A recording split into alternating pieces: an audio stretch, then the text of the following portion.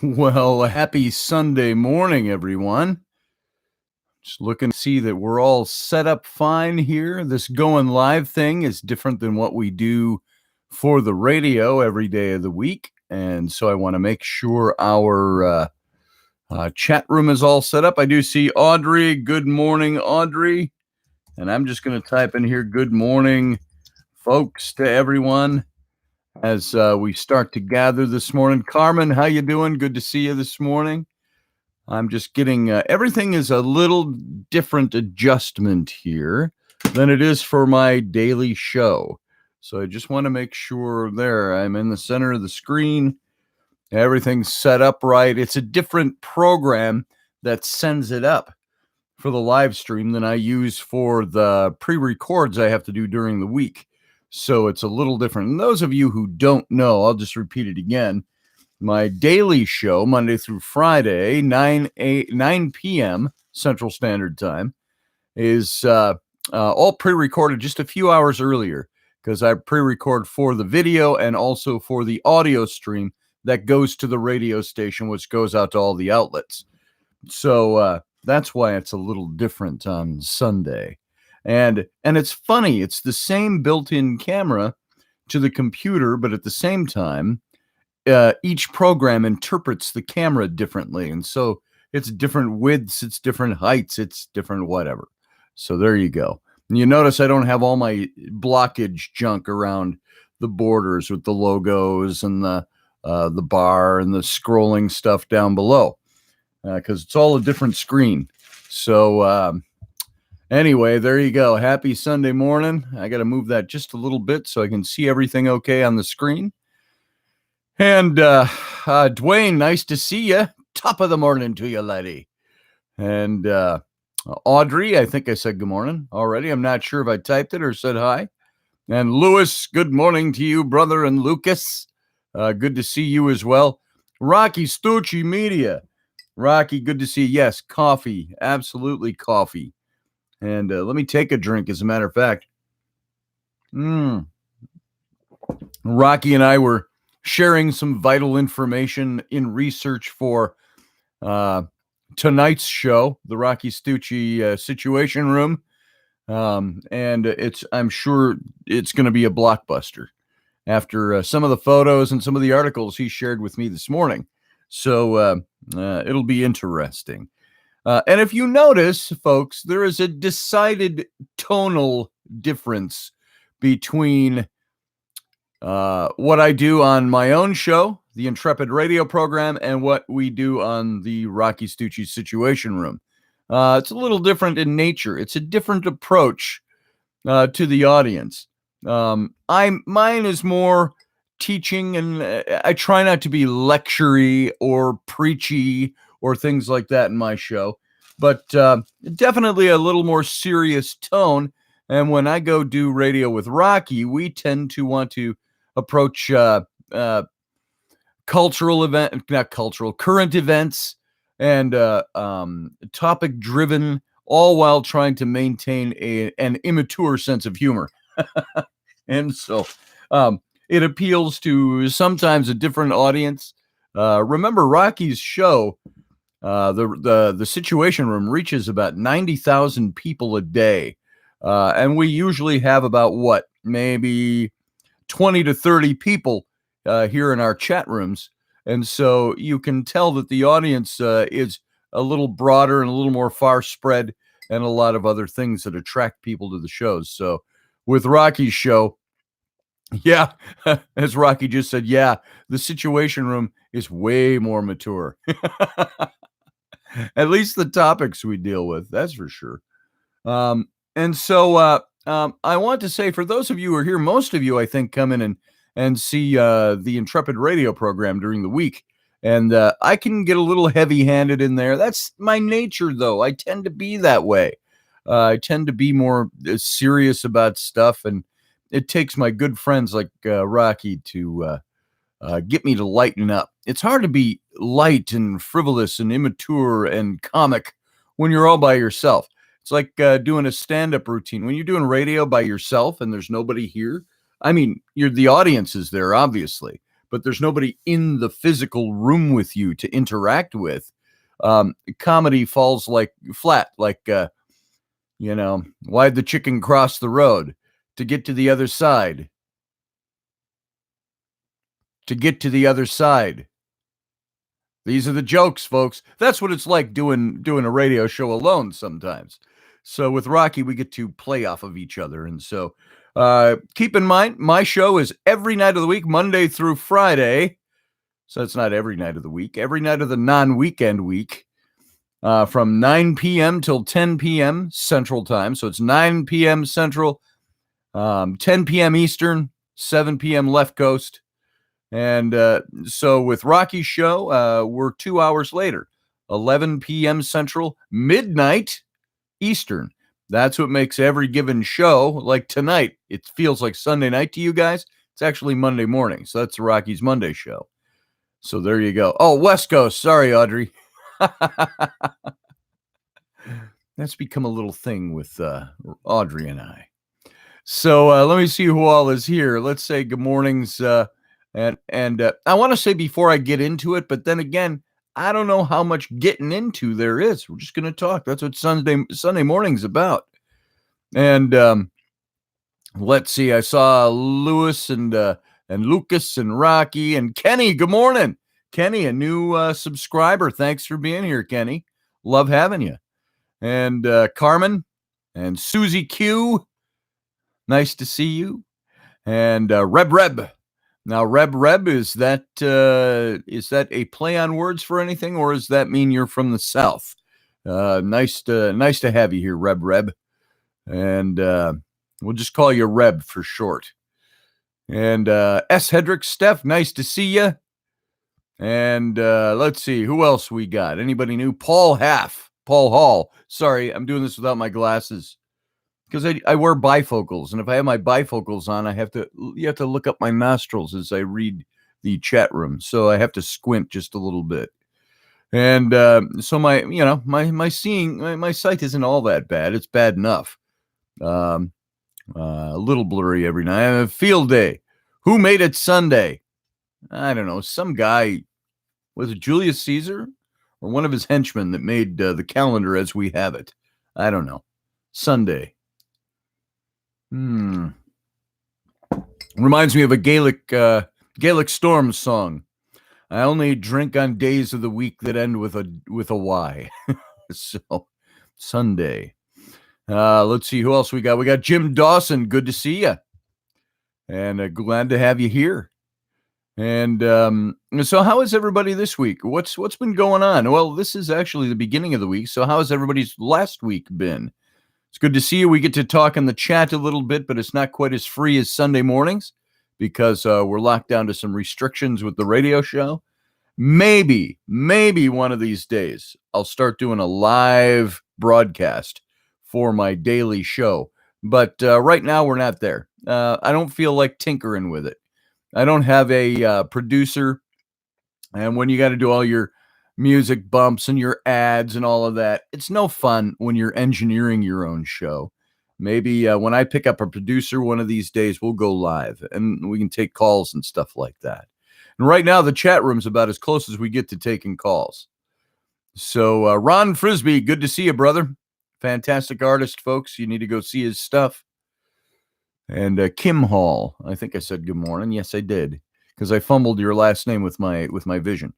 Field guy, nice to see you. You need a job that pays you. Don't we all? I've had those jobs where I take on something, and it's usually on the side, because I'm an artist and I'll do jobs for people and it'll be something on the side and it doesn't pay right away and you want to work it into something. And my days of doing that are over, by the way. I hate it, unless it's by accident, and somebody just doesn't pay you at the end. And being a freelance artist, that's what I do for a living. And sometimes it's a roller coaster. It's what people fail to remember is when they hire you as a freelance that yes, you cost money too, and your people are paying you for your expertise. And when they don't pay you, suddenly you find it's hard to pay your bills. Hey, let me adjust my light here a second. It's like drifting off to the right instead of centered. Yeah, you all like my new light?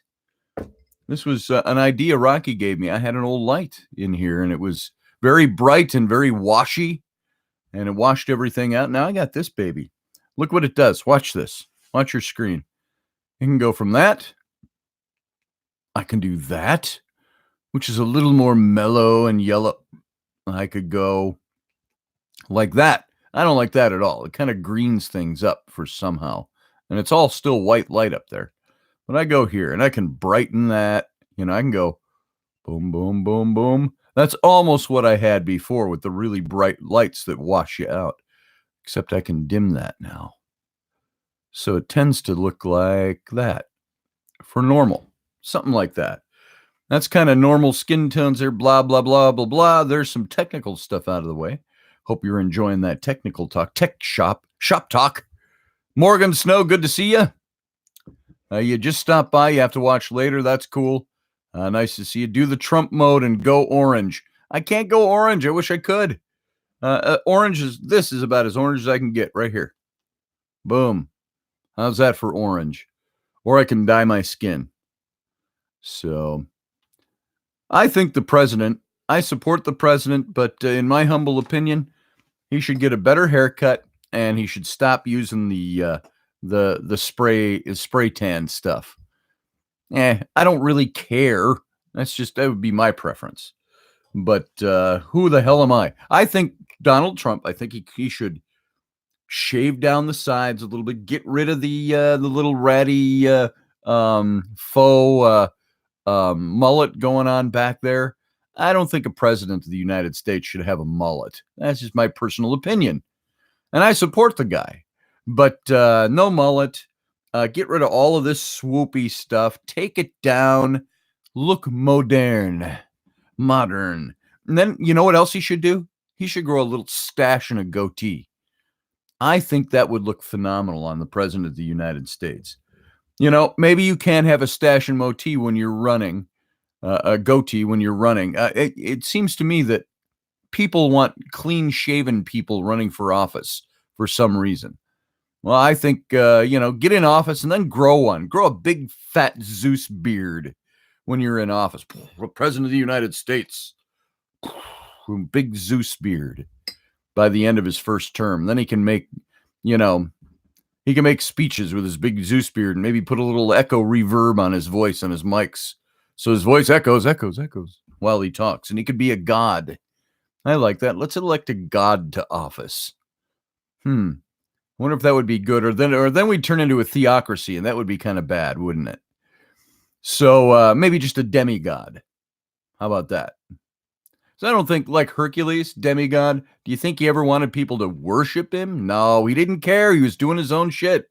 Sorry, stuff. For those of you who have children in the room, sorry, mom and dad. I lapsed into situation room talk there. Hercules did his own thing. But was he wanting people to worship him? No, I don't think so. I think he just wanted to have a nice life. And for as prolonged as it might be as a demigod. Hey, did demigods, were they immortal? Or did you have to be a god to be immortal? I think demigods, I think you could kill them if you wanted to. Let me adjust this. It's out of whack. All right. So, I'm watching, I like to watch current events, and we don't do politics on this show. I deliberately avoid politics on my show, not because they aren't important or because I can't speak to them, but I get a little tired of them. And we do more politics on the Situation Room, but we even get tired of them there some days. The circular talk of politics has become ridiculous. And the polarizing of, I have never seen, I grew up hearing that there are things you don't talk about. You don't talk about politics. You don't talk about religion. And there was something else. I can't remember what it was. But because those are things that polarize people. And I have never really found that to ring more true. Very honestly, not making a pet statement here or a cliche statement. I have never seen that more true than I have in the last couple of years. Because Is Donald Trump, our current president, is he responsible for polarizing people? Or have people become polarized over him?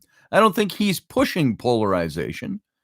I think he's pushing what he believes is the thing he needs to do and why he was elected to do it. You may agree with what he does. You may disagree with what he does. Just because I support Trump doesn't mean you shouldn't listen to my show if you don't. That's what I mean by polarization. I've got people who were longtime friends over two decades, were close personal friends of mine that parted ways with me because I voted for Donald Trump. And I thought, I'm still your friend. We can still have fun doing the stuff we did. I just disagree with your politics. But that isn't why you're my friend. We didn't become friends over politics. Why should we end our friendship over politics? But it's happened to me. I've been in an interesting conversation with somebody who is the son of old dear friends of mine that are very diametrically opposed to my politics and I to theirs, my friends. And they're in my age bracket and maybe just a year or two younger. And they are people that are on the far end of the political spectrum from me. I talk with them and I debate with them, but it's never anything. And let me ask you guys, in your experience, when you talk to friends who disagree with you politically, do you have to win with them? Do you have to be on top of the conversation? Or do you just say, look, I disagree with you. Here's my point of view and here's why, and I'll push my point. But, hey, how's the kids? How's things? Let's talk about other stuff. Because these people I get along with, they've always been friends of mine. But even they have gotten a little more edgy, and maybe they'll look at me and say, maybe I've gotten a little more edgy. And maybe this is talk some people don't like. I already see I've lost a couple of people watching this morning. Just the numbers have gone down, and then they go back up, and then they go down. And maybe some people don't even like talking about this. But here, this is a part of daily life. This is a part of politics that I think is part of our daily lives. This is where the rubber meets the road. What kind of a person are you? Are you one who elevates politics above friendships? Are you somebody who allows your friendships to be affected by politics? I always like to say, what price tag do you put on your friendships with people? Oh, the price tag is this, or this. Oh, you hit this mark. That's the price tag. I'm no longer your friend. When it comes to politics, do you do that? Is it, well, we can talk about anything, but boy, if you disagree with me over politics, you're no longer my friend. I can't hang with you anymore because we're just too diametrically opposed to each other. What a bunch of B is in B and S is in S. If you can't talk politics with your friends or your close friends, you're the one with the problem.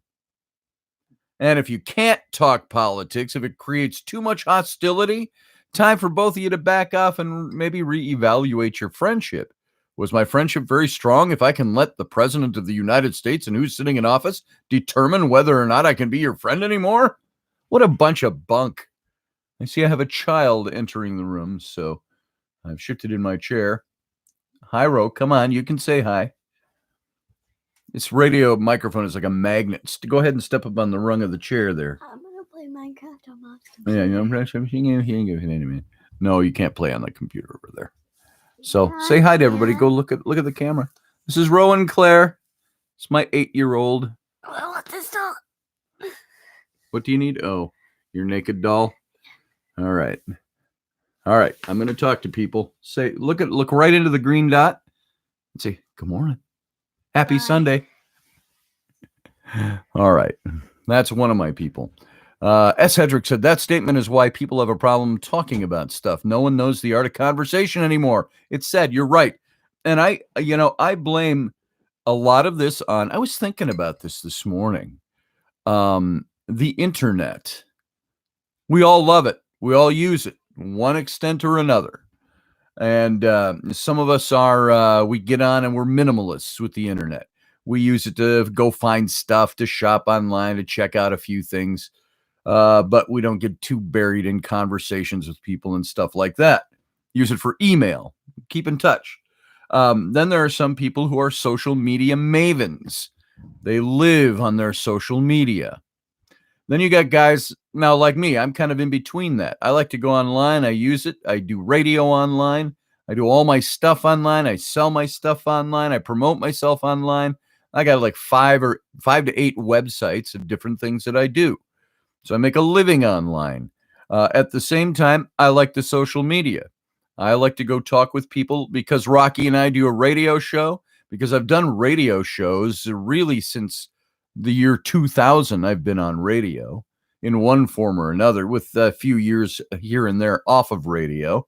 But since I really started doing radio again in earnest, which was back in 2009 or 10, so it's been 10, 11 years I've been doing radio again, almost all the time. That is, I use the internet and social media to promote ideas, to promote the show, to throw stuff out there. When I want to talk politics, I throw political stuff out there online and I communicate with people. But one thing I have noticed about the internet, no matter how you use it, I think the internet is very good and the internet is also very bad.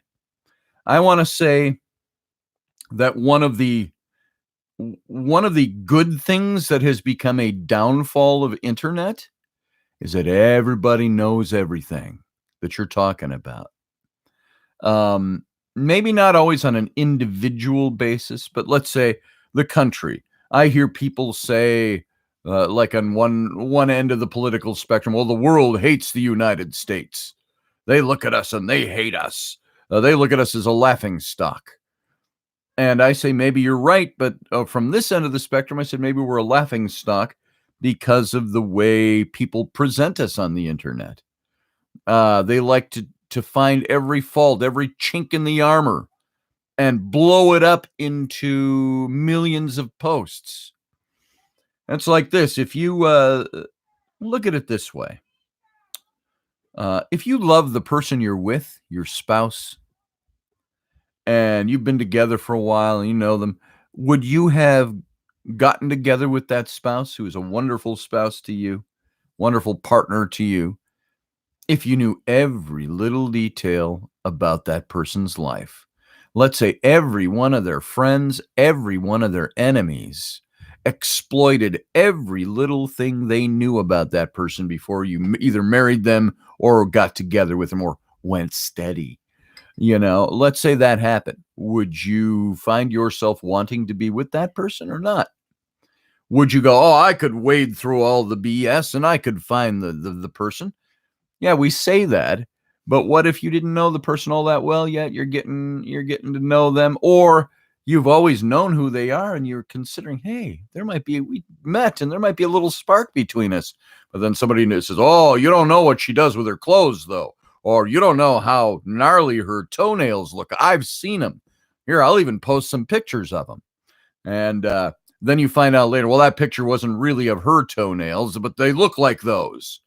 And then you have people that will praise them and sing, oh, she's an angel, he's an angel, they're a saint. And then somebody else comes along and go, well, no, I heard that she swears like a sailor. And I once saw her smack someone. Oh, she's a violent person. So what would happen on a one-to-one relationship if you relied solely on what the internet tells you about that person? Now, take that into a national scheme. Why would people dislike the United States? I have people on the left who will tell me, well, that's because they see, how stupid we are, that we have a nation that elected a Donald Trump into office. And then I hear from the other side, well, the other nations look at us and see how stupid our nation is to try to take down a president the way they've done over the last 3 years. So you get all of this stuff that's out there. So to me, knowledge is amazing. It's important. Too much knowledge is sometimes extraneous and gives you way too much information. And then you find yourself in that unenviable position of having to sift through what is BS, what is truth, what is not, what is this. This is why we have fake news.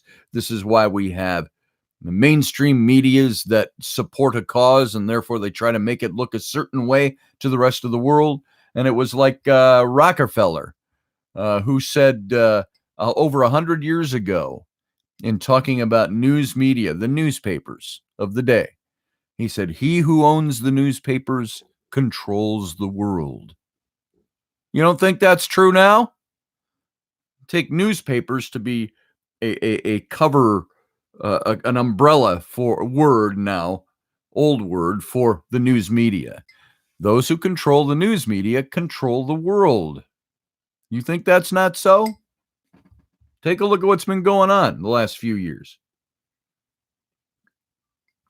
Let me ask you, and this isn't political talk, it's surrounding politics, but I want to ask you, the news sources that you follow to get your information about whatever's going on in Congress, what's going on in impeachment, what's going on with the president, what's going on with the Speaker of the House, what's going on with local, your governors, your local senators, your local laws in your states, things like that. When you look at the media that you follow and that you like and that you've gotten used to drawing your news from, do you think that there are other news outlets that deliver a different brand of news, different kind of news, different style of news? Are they wrong? Or do they just take it from a different angle? It's like I look at the whole CNN versus CNN, MSNBC, MSN, all those versus like Fox News. And I hear people go, "Oh, you can't. No wonder you're so off. You listen to Fox News or Breitbart, or Glenn Beck or whatever." That's all news that's presented from one different bias than all these other ones, which present from their bias. So when you've got news that's presenting from bias, what happens? I remember when Fox News was first launched, they were the alternative to the rest of the media, was the way they promoted themselves. But now the rest of the media likes to look at Fox News as being in the pocket of the president or something like that. So you got all this junk that goes on out there when you're looking at news media. So who do you believe? Is it about believing what the news media tells you? Or is it about taking a look and taking time to try to understand what you're seeing? Most people, when I find people that are railing against Donald Trump and they're constantly posting to me in social media news articles that tell what a buffoon he is or this or that, I do this too. I tend to look at the source of the news article even before I read it. I go, "Okay, you posted me an article. Where's that article from?" "Oh, Vox." And they go, "Well, Vox, VOX." I said, that's a liberally biased site. So they're going to have a liberal bias. Or I look at it and I go, "Oh, Breitbart." Well, that's a rightist, a more conservative slant to their news. And so we tend to look at those things. I like to look at them, compare them, and try to be, that's why Rocky and I say with the Situation Room, we try to never smarter than common sense. Got to common sense your way through these things. VJB, nice to see you. Just looking over there and seeing that. And seeing that you're here. Nice to have you in. Haven't seen you for a little bit. And I feel a sneeze coming. I'm going to try to not sneeze on air. Oh, I can't help it. Yeah. Woo. Boy, blunting those is worse than actually sneezing on air. Because you talk like this, and your eyes start to water, and your voice sounds funny. So there you go. And Mike Yehudi, good to see you. And I'm gonna just scroll back, and because I wasn't paying close attention to what people were saying here, let's scroll back. If it'll let me scroll back. So that statement, says S. Hedrick, is why we have problems talking about stuff. Yep, that's where we kind of started off with this. JJ, good morning to you, JJ, by the way. You've worked with people from both sides, says Kim Hall. I don't care who you vote for as long as you vote. If you don't, then your opinion is null and void to me. Boom, bingo, spot on, Kim. If you don't vote, all you've got a right to do is shut up with your opinion about it. Do you know that the simple act of voting is the one thing that most of the rest of the world doesn't have a free right to do. Even in the nations that say, and the dictator is holding free and open democratic elections. Do you think those are really free and open? So it's an act of being an American that gives you a right that other people don't have.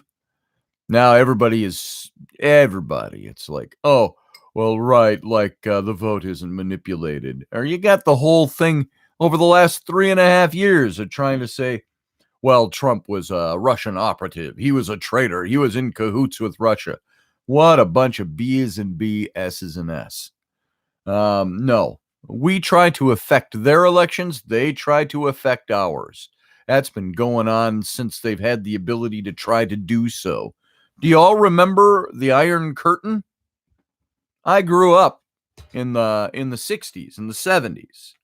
And the big thing for us was the Cold War and the Iron Curtain. Do you think there weren't spies in the 60s and the 70s? Do you think there weren't spies in the 50s? In the 40s? All the big national powers have been trying to take down the other national powers, or at least be influential in their elections from behind the scenes since it started. The practice started. This is what nations do. And if you think we get all this caterwaul about Russia trying to determine our elections and so on and influencing our elections, well, they've been doing that for years. And you know what? We've been doing the same thing to them. So if you think we don't, you're hiding in a hole somewhere. And so all we have to do is make sure we don't allow that to affect our elections. And we pretty much have got a handle on it. And did Russia had influence in the last election? Sure they did. You know what that influence was?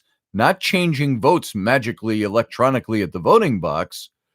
They infiltrated as normal people on social media.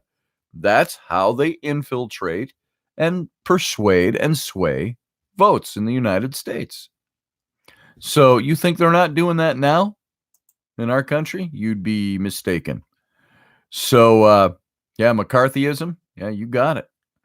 So, stripping ourselves of our freedoms will not give us the ability to better ourselves. Damn spot on, Kim Hall. That's exactly true. When you divest yourself of, what was the old quote? Was it a Benjamin Franklin quote? Who said, when you limit liberty for the sake of security, you will end up having neither. It was something like that. It was a paraphrase like that.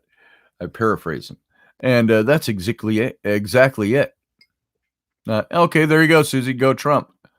Yeah, I'm all for Trumping. There was one part of me that said, I would love to see Trump win a second term for the sole reason of just watching liberal idiots' heads explode.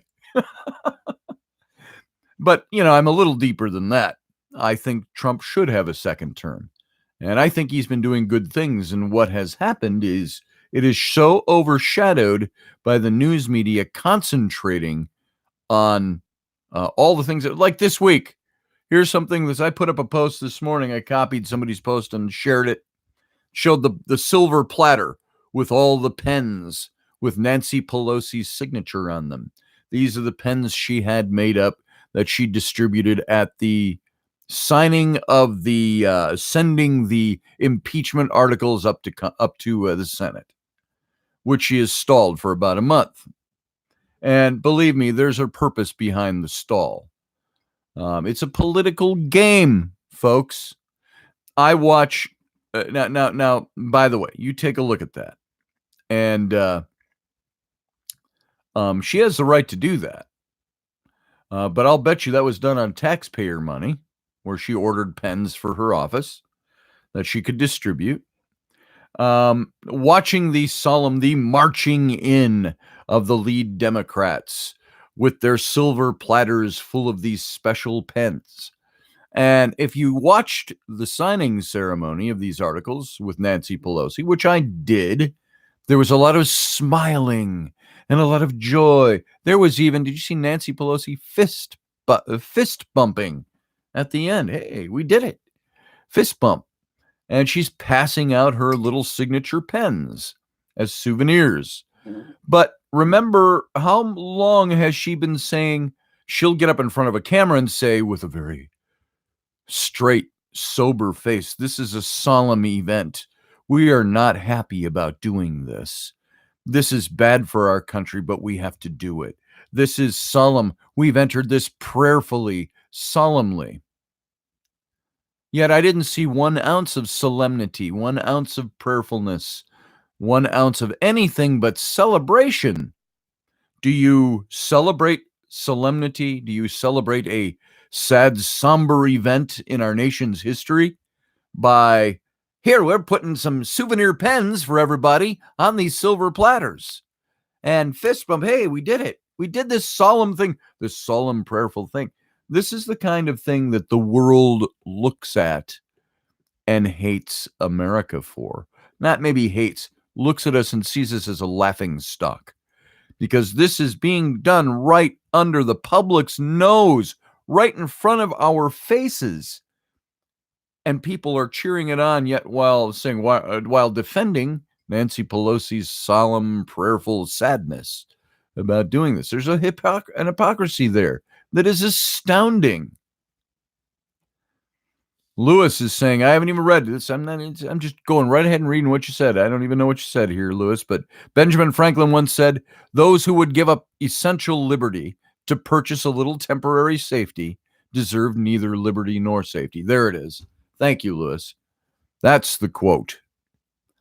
And so, you spell pens, you think, Carmen? Maybe. Whoever would overthrow the liberty of a nation must begin by subduing the freeness of speech, said Benjamin Franklin. Thank you, Mike Yehudi. Yeah, exactly. And let's see, relentless daily persecution. You're right, Leslie. He who sacrifices liberty for safety shall have and deserve neither, said Kenny. Thank you, Kenny. Thomas Jefferson said we should never split into parties. That's right, Kim. That's what he said. Stripping ourselves of any of our freedoms will not give us the ability to better ourselves, says Kim. Yes, absolutely. We used to say, when I was in church work, ministry, we used to say something similar with a religious overtone, if you will. Never sacrifice the eternal on the altar of the immediate, or never sacrifice. I used to change that and say never sacrifice the how did I put this? I would say never sacrifice the important things on the altar of the expediency, So don't give up what's long-term good for the sake of doing something for expediency's sake. So, that's what you see going on. This is the kind of thing I'm talking about in our country that is poisonous to our country. This is the kind of thing that politicians like Nancy Pelosi are more than happy to have the mainstream media pick up and dispense all over. We've done it, and what you see is not a lot of people sad about what this does to our country, but happy that they're getting rid of the orange turd in the office, as they would say, because they don't like him. Why did Donald Trump get impeached by the House? Because they don't like him. And more than that, keep in mind, folks, if anybody brings this up to you, remember these facts. If you don't already have a handle on this, I might be saying this might be just academic in saying this because we're all aware of this. But Donald Trump was impeached for one reason and one reason alone. The Democrats had a majority in the House. That's how it happened. If there had not been a majority in the House, they would never have done this. 2 years ago, could they have voted for impeachment? No, they didn't have a majority in the House. They needed to have a majority in the House. And then they took a non-issue and attempted to blow it up into a major issue. People are saying this is the first time, whatever is for an impeachment in the House, whatever their arguments are. And I say, if you notice, this is the first time that impeachment has ever been done as a solely partisan effort, meaning only one party doing it against a president from the other party.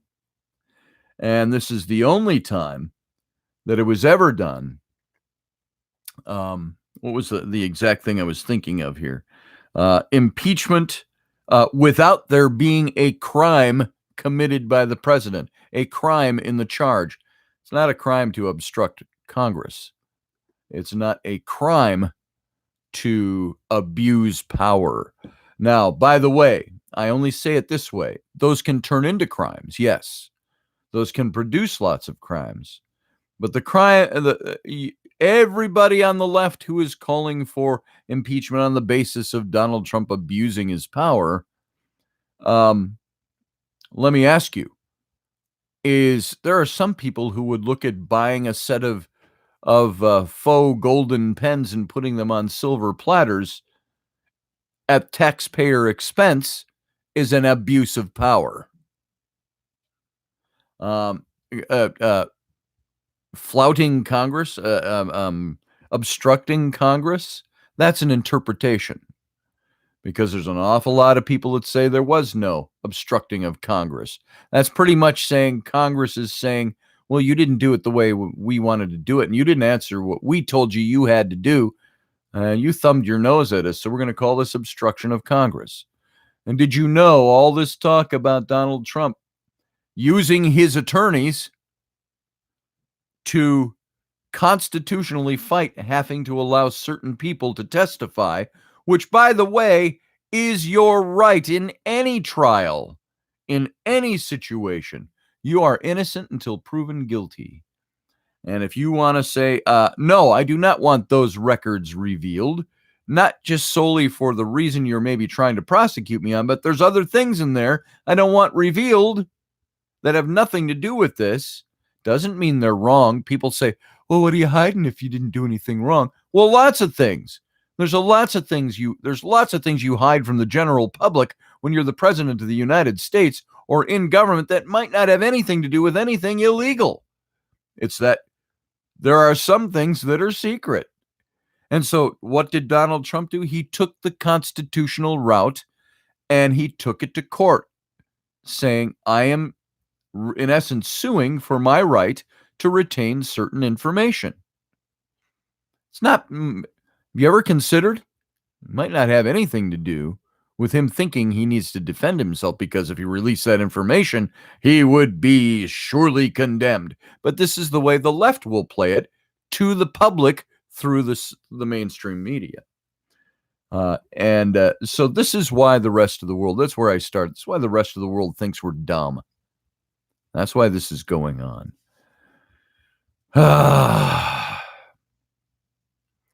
Those are our U.S. flags. They won't let us put our flag in here. Pisses me off. I missed what that was about, Susie Q. But yeah, that's why I have my flag right over my shoulder. So, and I've got one out off the front patio. We're up on a hill up above the streets on a corner is where our house is. We sit right up here, and I have off my front porch, right on the front corner that faces the corner, the apex of the corner, I got my big United States flag hanging there. So, and it's always out there. Not that I'm not social justice warrioring here. I'm not I'm not virtue signaling. Look at me. No, I just say I fly my flag because I believe in it. But have you noticed with the advent of social media, nothing matters anymore? Nothing is true anymore. There's no core value that is an absolute anymore. This is why this stuff is happening. Yeah, and it makes me mad too. Yeah, Virginia. There you go. Virginia and the whole, wonder what's going to happen there. Be very interesting to follow what's going on in Virginia with the right to defend yourself, the Second Amendment right, and so on. I think Virginia is going to have some major contention on their hands from people who support the Constitution of the United States. Now, we are a confederation, if you will, a republic of a United States, and you all know the theory. We have 50 independent states, and we're all gathered under one unification under the federal government, and the Constitution of the United States.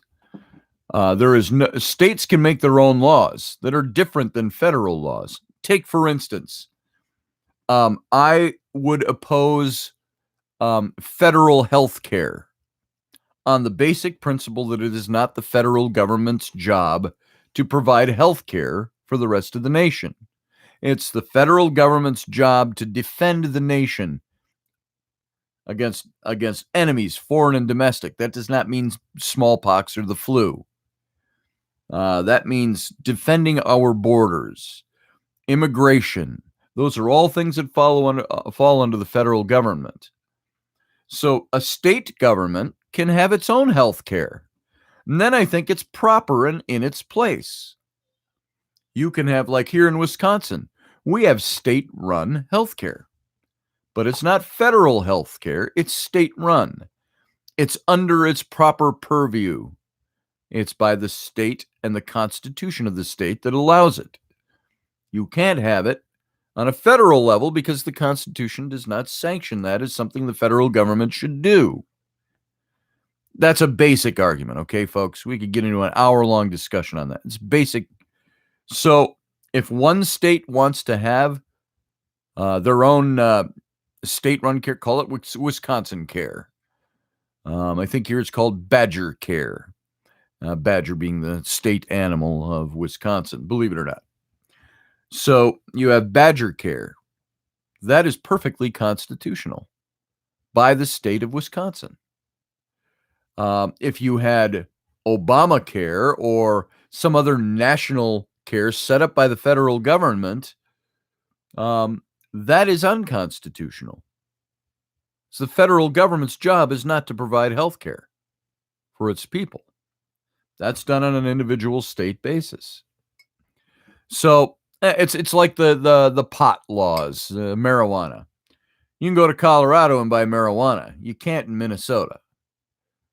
I don't think you can in Wisconsin either. It's still illegal here, but it's legal in Colorado, so you could drive to Colorado and grab some. But you might, if you get pulled over in your car search, you might get arrested in Wisconsin for having possession. Even though you bought it legally in a different state. So we all understand how state laws work. So I don't know where I was going with that, but there it is. You can in Massachusetts. Okay, I'm moving to Massachusetts. Okay, let's go hang out and smoke a bowl. Let's see. The more control over your lives you turn over to the government, the less freedom you have. Spot on, Leslie. You don't want the government controlling your lives. Everybody calls up Europe and looks at like Sweden. Look at how wonderful their system is. Maybe it is. They do have a wonderful system in place. But people pay, I don't know what the percentage is, but you think you pay a lot of tax here, you pay a lot of tax there. But that's what the people wanted over there. I'm willing to give up 60% of my income in order to make sure I am fully covered for my health care, that I'm fully covered for my garbage pickup, that I'm fully covered for whatever it might be down the line. It's a socialized government. It works for them. Sweden's a nice, peaceful place to live. I just, and maybe that's the way to go, but it's socialized. I'm against socialization like that. So, and I'm not presenting a full diatribe or thesis on anything right here, right now. I'm just telling you, this is why I would not want to live in Sweden, because I don't agree with my government. I wouldn't want to be like Sweden. I don't think the United States should have a socialized government. So, there you go. If you want to live in Sweden, fine. Go move to Sweden. That's fine. That's what they want. So let's see. Barry, good morning. Good to see you in here. Sterling, Macabre Menace, good to see you. And KTM, I already talked to you, but yeah, hey, she says, yes, come on over. I'll be there. I'll bring the potato chips. Or better yet, the Doritos. So, anyway, that's just some of my thoughts on what's going on in the country this morning. Some of the stuff that rankles me. I have a problem with people who want to create division between themselves and others on the basis of their politics. I don't do that. Now, you know what that reminds me of? Those of you who listen to my daily show, that reminds me of the legalism I was in the very staunchly fundamentalist conservative Baptist church when I was in ministry there. And the things that drove me out were the same things that you see in our politics now. Let's be divided. Let's divide us from them. We're supposed to be sharing, I thought, in church work, sharing the love of God, the love of Jesus. Yet what we made that out was how to mark and avoid those who didn't think the way we think and prove to everybody that we were the only ones with the truth. When you start acting that way, in religion, in politics, in any other way, you are going to create divide. We are the only ones with the truth. And all this division that's been brought up over a president of the United States who has great power, but at the same time is constitutionally limited and has checks and balances and is only one branch of our government. You have all the division over that. You got a bunch of nonsense going on. That's all. Everything you are seeing about impeachment today is a game being played for political power. That's it. That's all it is. I honestly believe Trump is going to win a second term and probably win it much stronger than he did in the first term. Maybe that makes some people go, oh boy, another 4 years of this. Well, you know what? What is the 4 years of this that you're looking at? You're looking at 4 years of people, like I said, in a relationship. When you're getting into a relationship, did you know that he has bumps on his head when he shaves his head? Every little detail about something is going to turn people's minds about that person. You're going to have to listen to it for 4 more years, but hopefully overcoming it by winning a second term is going to tell a lot of people to shut up. Shut up and sit down. Donald Trump's going to lead us into World War III, they said before the elections, and everything he did with Korea, with China, he's winning. Oh, this was something I was going to bring up. The whole pen thing, the whole signing and Pelosi's pens on silver platters and all of that we just got done talking about. What did you see more about in the news over the last week? Pelosi's pens and the signing of those documents to send them up to the Senate for impeachment, or the fact that Donald Trump closed a big portion of the China trade deal, which benefits our nation for many years to come. Benefits almost every American. Which one of those did you hear about in the news more this week? There is also a movement afoot that would have the president, everything the president does needs to be criticized because the left in the power game cannot let anybody see that the president is succeeding at anything. But he does. And he still does. He touts it, and you got your critics all over. He can't be seen to be successful at anything. But he's made a ton of accomplishments. Just look up the accomplishments of Donald Trump in the first 3 years in office. When it was 2 years in office, I had a list that I posted on the internet to somebody on Facebook, social media. And the list was so long, it took 4 posts to list all the bullet-pointed things that Donald Trump had done in his first 2 years in office. All the things he'd accomplished. Now, somebody said, well, I don't agree with everything he's done. That doesn't mean it's not an accomplishment. It can be an accomplishment. Obama had a ton of accomplishments, but I disagreed with him on a political, ideological level. And so would I look at them from my point of view as accomplishments? No, I'd say they were detriments to the nation. His point of view would say they were accomplishments. Donald Trump has accomplished a hell of a lot of things. Go look it up. He needs to start looking out more for the poor and the needy and the homeless. Dwayne, I believe you. I agree with you. And I think he already does. The problem that we have is, and I can't cite these things off the top of my head, but I have seen them and I've discussed them in the past. The problem is those things aren't made news, so nobody knows about them. And you have to ask yourself, why aren't they making them news? Pelosi makes me think of Gollum on LOTR. Yeah, there's that too. I have another child coming in. What can I do for you, child? I'm on live. It's not radio, so it's okay. There's no advertisers today. Here, step up here and say hi to people. Little. This is my little. Here, get up high so they can see your face. That's Ellery. That's my littlest. I'm going to be on radio for a little while, okay? Bye-bye. Bye. See you later. Bye-bye. So there you go. The problem is he's fighting against the very people from the states like California whose very policies in their own state create it. Boom, Leslie. And that's true, Dwayne. Not coming down at all on you personally. This is the way you see things. Maybe you have a different experience and you know things we don't know. But what I've seen is that it's states like California that create it. And amongst other things. And Donald Trump does do a lot for the poor. He does do a lot for vets. And it makes the news. And every now and then you see something. You see all this news on impeachment. Then you'll see a little signing ceremony that Trump had in his office. And there's a bunch of people standing around his desk. Most people go, well, they move beyond that. Oh, that's more Trump propaganda.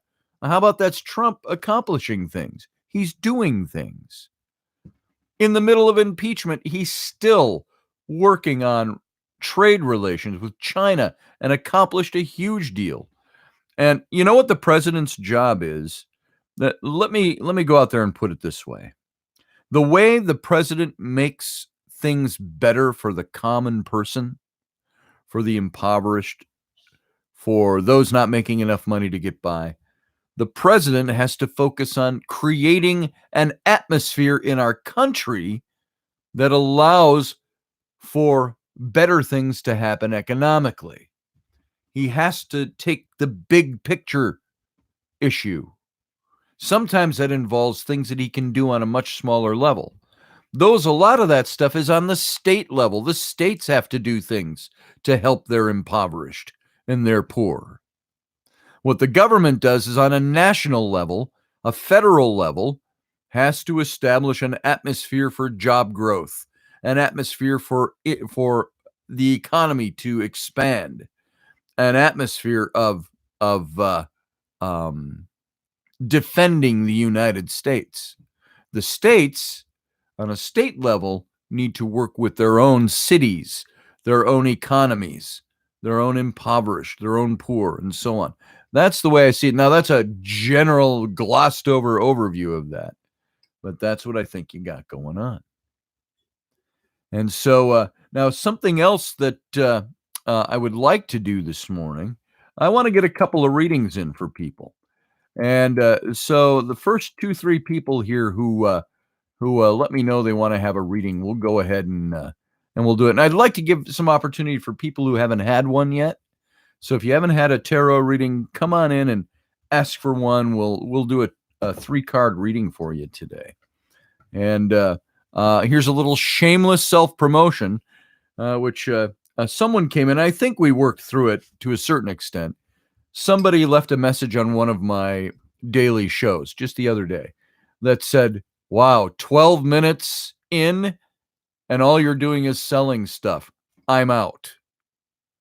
Now, let me ask you this morning, have you heard me say anything about selling anything?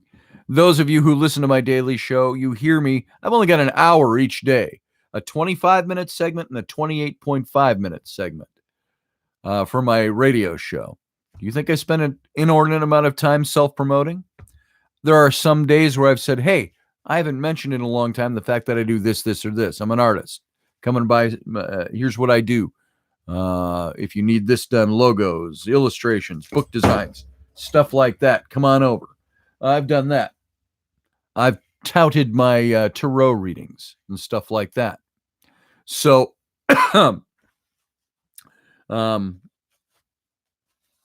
and in doing that, this person said, you spent the first 12 minutes selling stuff. So I went in, I was curious to say, did I actually spend 12 whole minutes trying to sell something? And it was an older show. It was before I was actually doing the radio show. It was a show they were watching from May of last year during, and folks who know this show and know what I do, you know this. It was a show where I was reading one of my books. And it was the episode that was chapter 5 of the Reptilians book. And I went in and I listened to the first 12 minutes. And I found that all I was doing was like I do here that's back when everything I was doing was live stream. And you'd turn on, you'd announce you're going live stream. And you'd spend the first 10 minutes just kind of waiting for people to get in the room, to realize you're there, to realize you're going live. And so I was doing small talk, kind of like I'm doing now. I was talking about this, talking about my kids, talking about the weather, things like that. And then there was one point, and I found it was at the 10 minute and 23 minute mark. So it was the 10 minute and 23 second mark. I actually said this. I said, let me do a little self-advertising here. And I talked for 4 minutes about my Etsy page, my t-shirt designs, all the designs that I try to do a design for all my different topics that I'm on. And I have, and it's called Son of a Patriot. And I did my patriotic version of t-shirts. And so go on over, pick them up. Then somebody in the chat room asked a question about them, and I answered the question. And it took us all the way up to 14:25, which was 4 minutes and 2 seconds. And at the 14:25 mark, I said, okay, enough of that. And I said, let's get into the reading. And I started doing the reading. So in the first 12 minutes, I spent 10 minutes and 25 seconds doing small talk, catching up, setting the stage for the reading. And I didn't even start at the 12-minute mark where they cut out and said they're out. I was halfway through my 4-minute personal ad. The whole show was 90 minutes in length. And so I asked this person, I said, is it wrong of me to have spent 4 minutes pushing my t-shirts in a 90-minute show where there's no other commercials? And I asked, how many TV shows or radio shows do you listen to where you're not spending at least 15 to 20 minutes out of every hour listening to advertisement?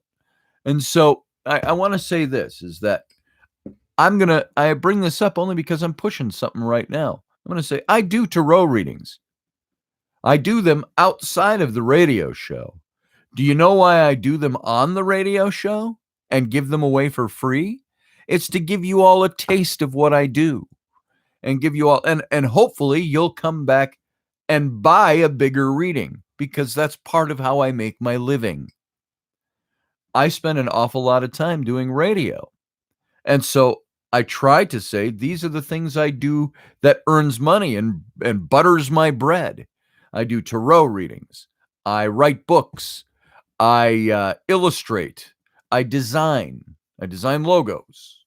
I illustrate children's books. I lay out books. I do all kinds of art and design for advertising and publishing and graphic design work. That's what I do for a living.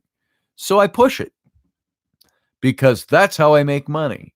And I'll tell you one thing, if I didn't make any money, this show would be non-existent. And so that's why I appreciate those of you who, I've got a donate button. I have that up there. Why do I do that? Because it pays my electric bill every month? No, because it's a way to bring in little bits and pieces.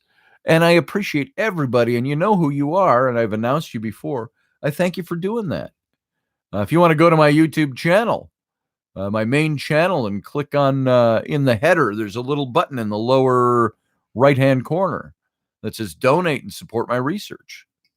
That'd be appreciated. But I'd rather work for it. If you've got work you need done, hire me. If you want a tarot reading, hire me to do that for you. So when you hear me promote myself, it's because now, how many of you right now that have jobs, all of you, raise your hand, who's got a job? And how many hours a day do you work at your job? And how many hours a week do you work at your job? I'm in a fun position in life in that I'm a freelancer. I can create my own hours to get my work done. Sometimes I don't get stuff done on time and I get in trouble. If I run into being too, I'm going to take the day off today when I should be working. But you've got a job. How many of you alongside your job and raising your family can take 3 to 4 hours every day to do a radio show that doesn't pay you anything? How many of you could do that right now? Spend half of your business day doing a radio show. Well, I can't either, but I do it. I do it, and that's why I advertise my stuff, to say, if you like my show and you like being here, here's what I do for a living. If it's something you need, a tarot reading, if it's something, illustration design, all of that stuff, it's any of that you need, I'm here. If you don't need it and you know somebody who does, who owns a business, who needs logo designs, things like that, that's my bread and butter. That's what keeps my lights on over here, my internet going. So there's a justification for why. And I tried to be polite and talk about this to that person. I don't know if that message got across or not, to the person who said, 12 minutes in and you're only selling stuff, I'm out. Well, actually, the 12 minutes in, I had only been selling stuff for 2 minutes by the time they reached the 12-minute mark. And then I went for 2 more minutes, and then I went another 90 minutes with the rest of the show without any advertisement. So if you hear me advertise all of that, sorry, I went off on a tangent. That's my pet peeve today. If I lost some people who were listening because I was talking about that and they go, I got different things to do now, I don't want to listen to that today. Heard what I wanted to hear. I'm moving on. That's okay. But those of you who stuck it out and you hear me talking about this, it's a pet peeve because this is how I make a living. So I'll tell you one thing. This is maybe another thing about that gets overlooked in our country. I face ageism a lot, believe it or not. I still in my head don't believe I'm almost 60 years old. I still think like a 26-year-old in my estimation. I like to have fun and stuff. I've had some physical ailments that slowed me up for a while, but that's all popping back too. And I want to stay vital. I've got young children, as you saw here. I got a 5-year-old, an 8-year-old, and a 10-year-old. By the time that 5-year-old is graduating from high school, I'm going to be in my early 70s. So I want to be that guy who's in his early 70s. Hey, except for if he'd shave his white beard, you'd think he was 40. That's the way I want to be. So I have things that I do. I'm vital and I'm doing things. So I love this show and I love doing the show, but can I get hired in my field anymore? I spent 35 plus years in advertising. Even at age 41, I was 41 years old when 9/11 hit. And I was the creative director of an ad agency. That ad agency went under a few months later because we lost. People just weren't buying advertising, and advertising froze up for about a year there. And so at age 41, it was tough finding a job in my industry when I was in my early 40s. Because everybody in advertising wants as creative people, the young Turks, those people who, so I suffered ageism. And you could hear it in code language all the way along. And I've talked about this before, I seem to remember, but now I'm 59 years old. Do you think I'm going to get that job that most agencies are looking to put a 34 to 38-year-old into? It's not usually going to happen. I still put out feelers every now and then, but I've been a freelancer for many years now. That's how I make my living. I like working for myself. My boss is an ass sometimes, but I work for myself.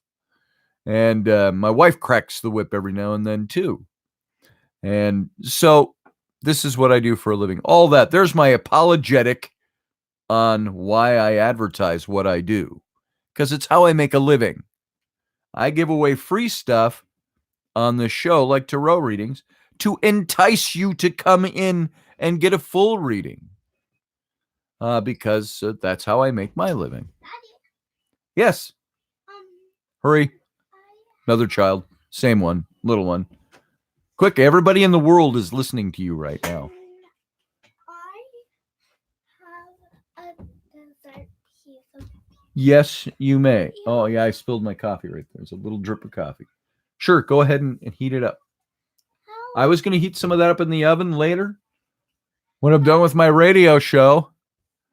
But if you want to eat one now, put it in the microwave for 30 seconds and you're good. Okay.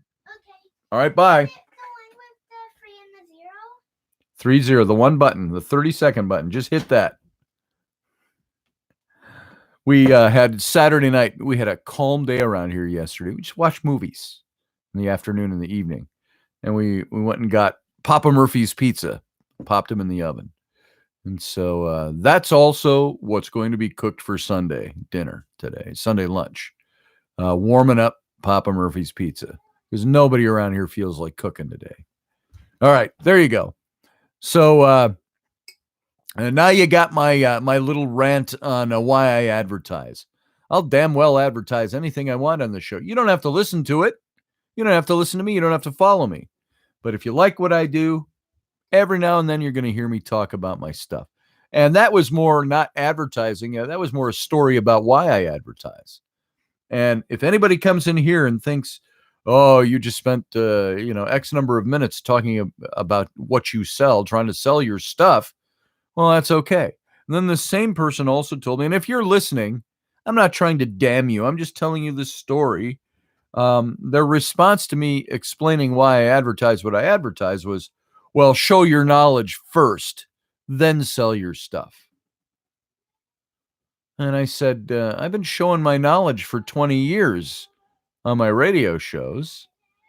Are you saying I shouldn't have an individual radio show where I can't say, hey, I sell stuff, come and get it? Or do I wait till the end where everybody's already trailing off and can't hear it? Might miss it. So the strategy is, usually at the beginning of a show, I like to say, or in the middle of the show, I like to say, hey, here's what I do. Come buy my stuff. I got books here, some of my books. I don't sell them. I'm published by a publisher. They sell them through all the outlets. I have a couple of boxes of books, though, that I can sign and sell for people. Books I've taken to shows and events and stuff like that. So I sell that stuff. Why not? Hey, this is my knowledge. This is what I do. So there you go. You get the idea. Thank you, Sterling. I'm a great artist. I appreciate that. Thank you. Let's see. I'm an artist, not a scientist. So card reading. Hey, Kay, that's fine. You can contact me anytime you want. And you know what? I'm going to tell you folks something too. If you need a card reading, a full reading, and you don't have the money for it, call me up. We'll work it out. If you need a reading, I want you to know that I'm also there for you. As long as you promise to take care of me in the long run, we'll do what needs doing. If you need a reading today but can't afford it for a month, call me up and we'll get your reading done. But don't break your promise with me. So I want you to know that it's available for you. So anyway, all that to say, I'm going to do a couple of readings now. Sorry, you put the nickel in me. If I put the nickel in myself, I'll talk for 4 hours about something. So Audrey's back. Good to see you, Audrey. Back again. And so I'm going to do a couple of these for people who haven't had them. I saw Leslie say something about doing one for Jimmy Collins. Is Jimmy here? If he's not here, it doesn't do him a lot of good. Are you here, Jimmy? Jay Collins, if you're there, speak up and I'll do one for you. Now, if anybody asked for a reading and I was ranting, let's start over. If you'd like a reading, just let me know. We're only going to really kind of go one at a time, but I'll take the first three and we'll do 3 readings today. Leslie says he was here. There's Jay Collins. Jimmy, I'll do a reading for you first. And now I'm not going to look at who needs one right now. Cut all these pieces up for me. That's fantastic. You know what? I'm doing live radio, so I can't help you with that. There's 4 other people out there that can help you with that. She does not get all the. I am on the radio. Do you know I'm on the radio? Daddy! She gets 1 piece. Ellie, you get 1 piece. There you go, Say folks. no. I am on the radio, guys. Daddy's gonna spank. And there, my daughter just said to the other daughter, Daddy's going to spank you now. So there you go. They're fighting over. There is a dessert pizza we get. It's made out of cinnamony, sugary stuff with white frosting on it.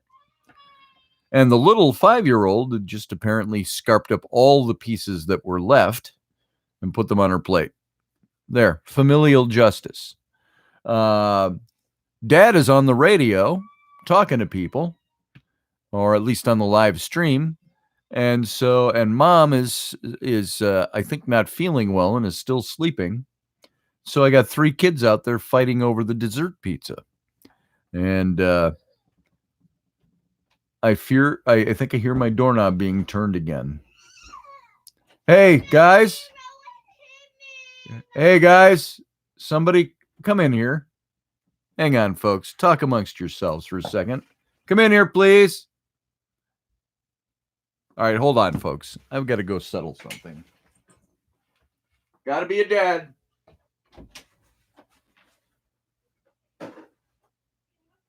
No hitting, no fighting. You don't get all the rest. You get 1 because there's only a few left. Hold on. I'm going to get you a different plate. Ellie, you can have 2 of these. What? She gets 2? How many do you have? So much. Why don't we split that one in half so we know we can go back? Because Flynn can have it. These are Flynn's. Look at me. These are Flynn's. These are yours. How come I'm the only one who gets 1? Because there's an uneven number of pieces.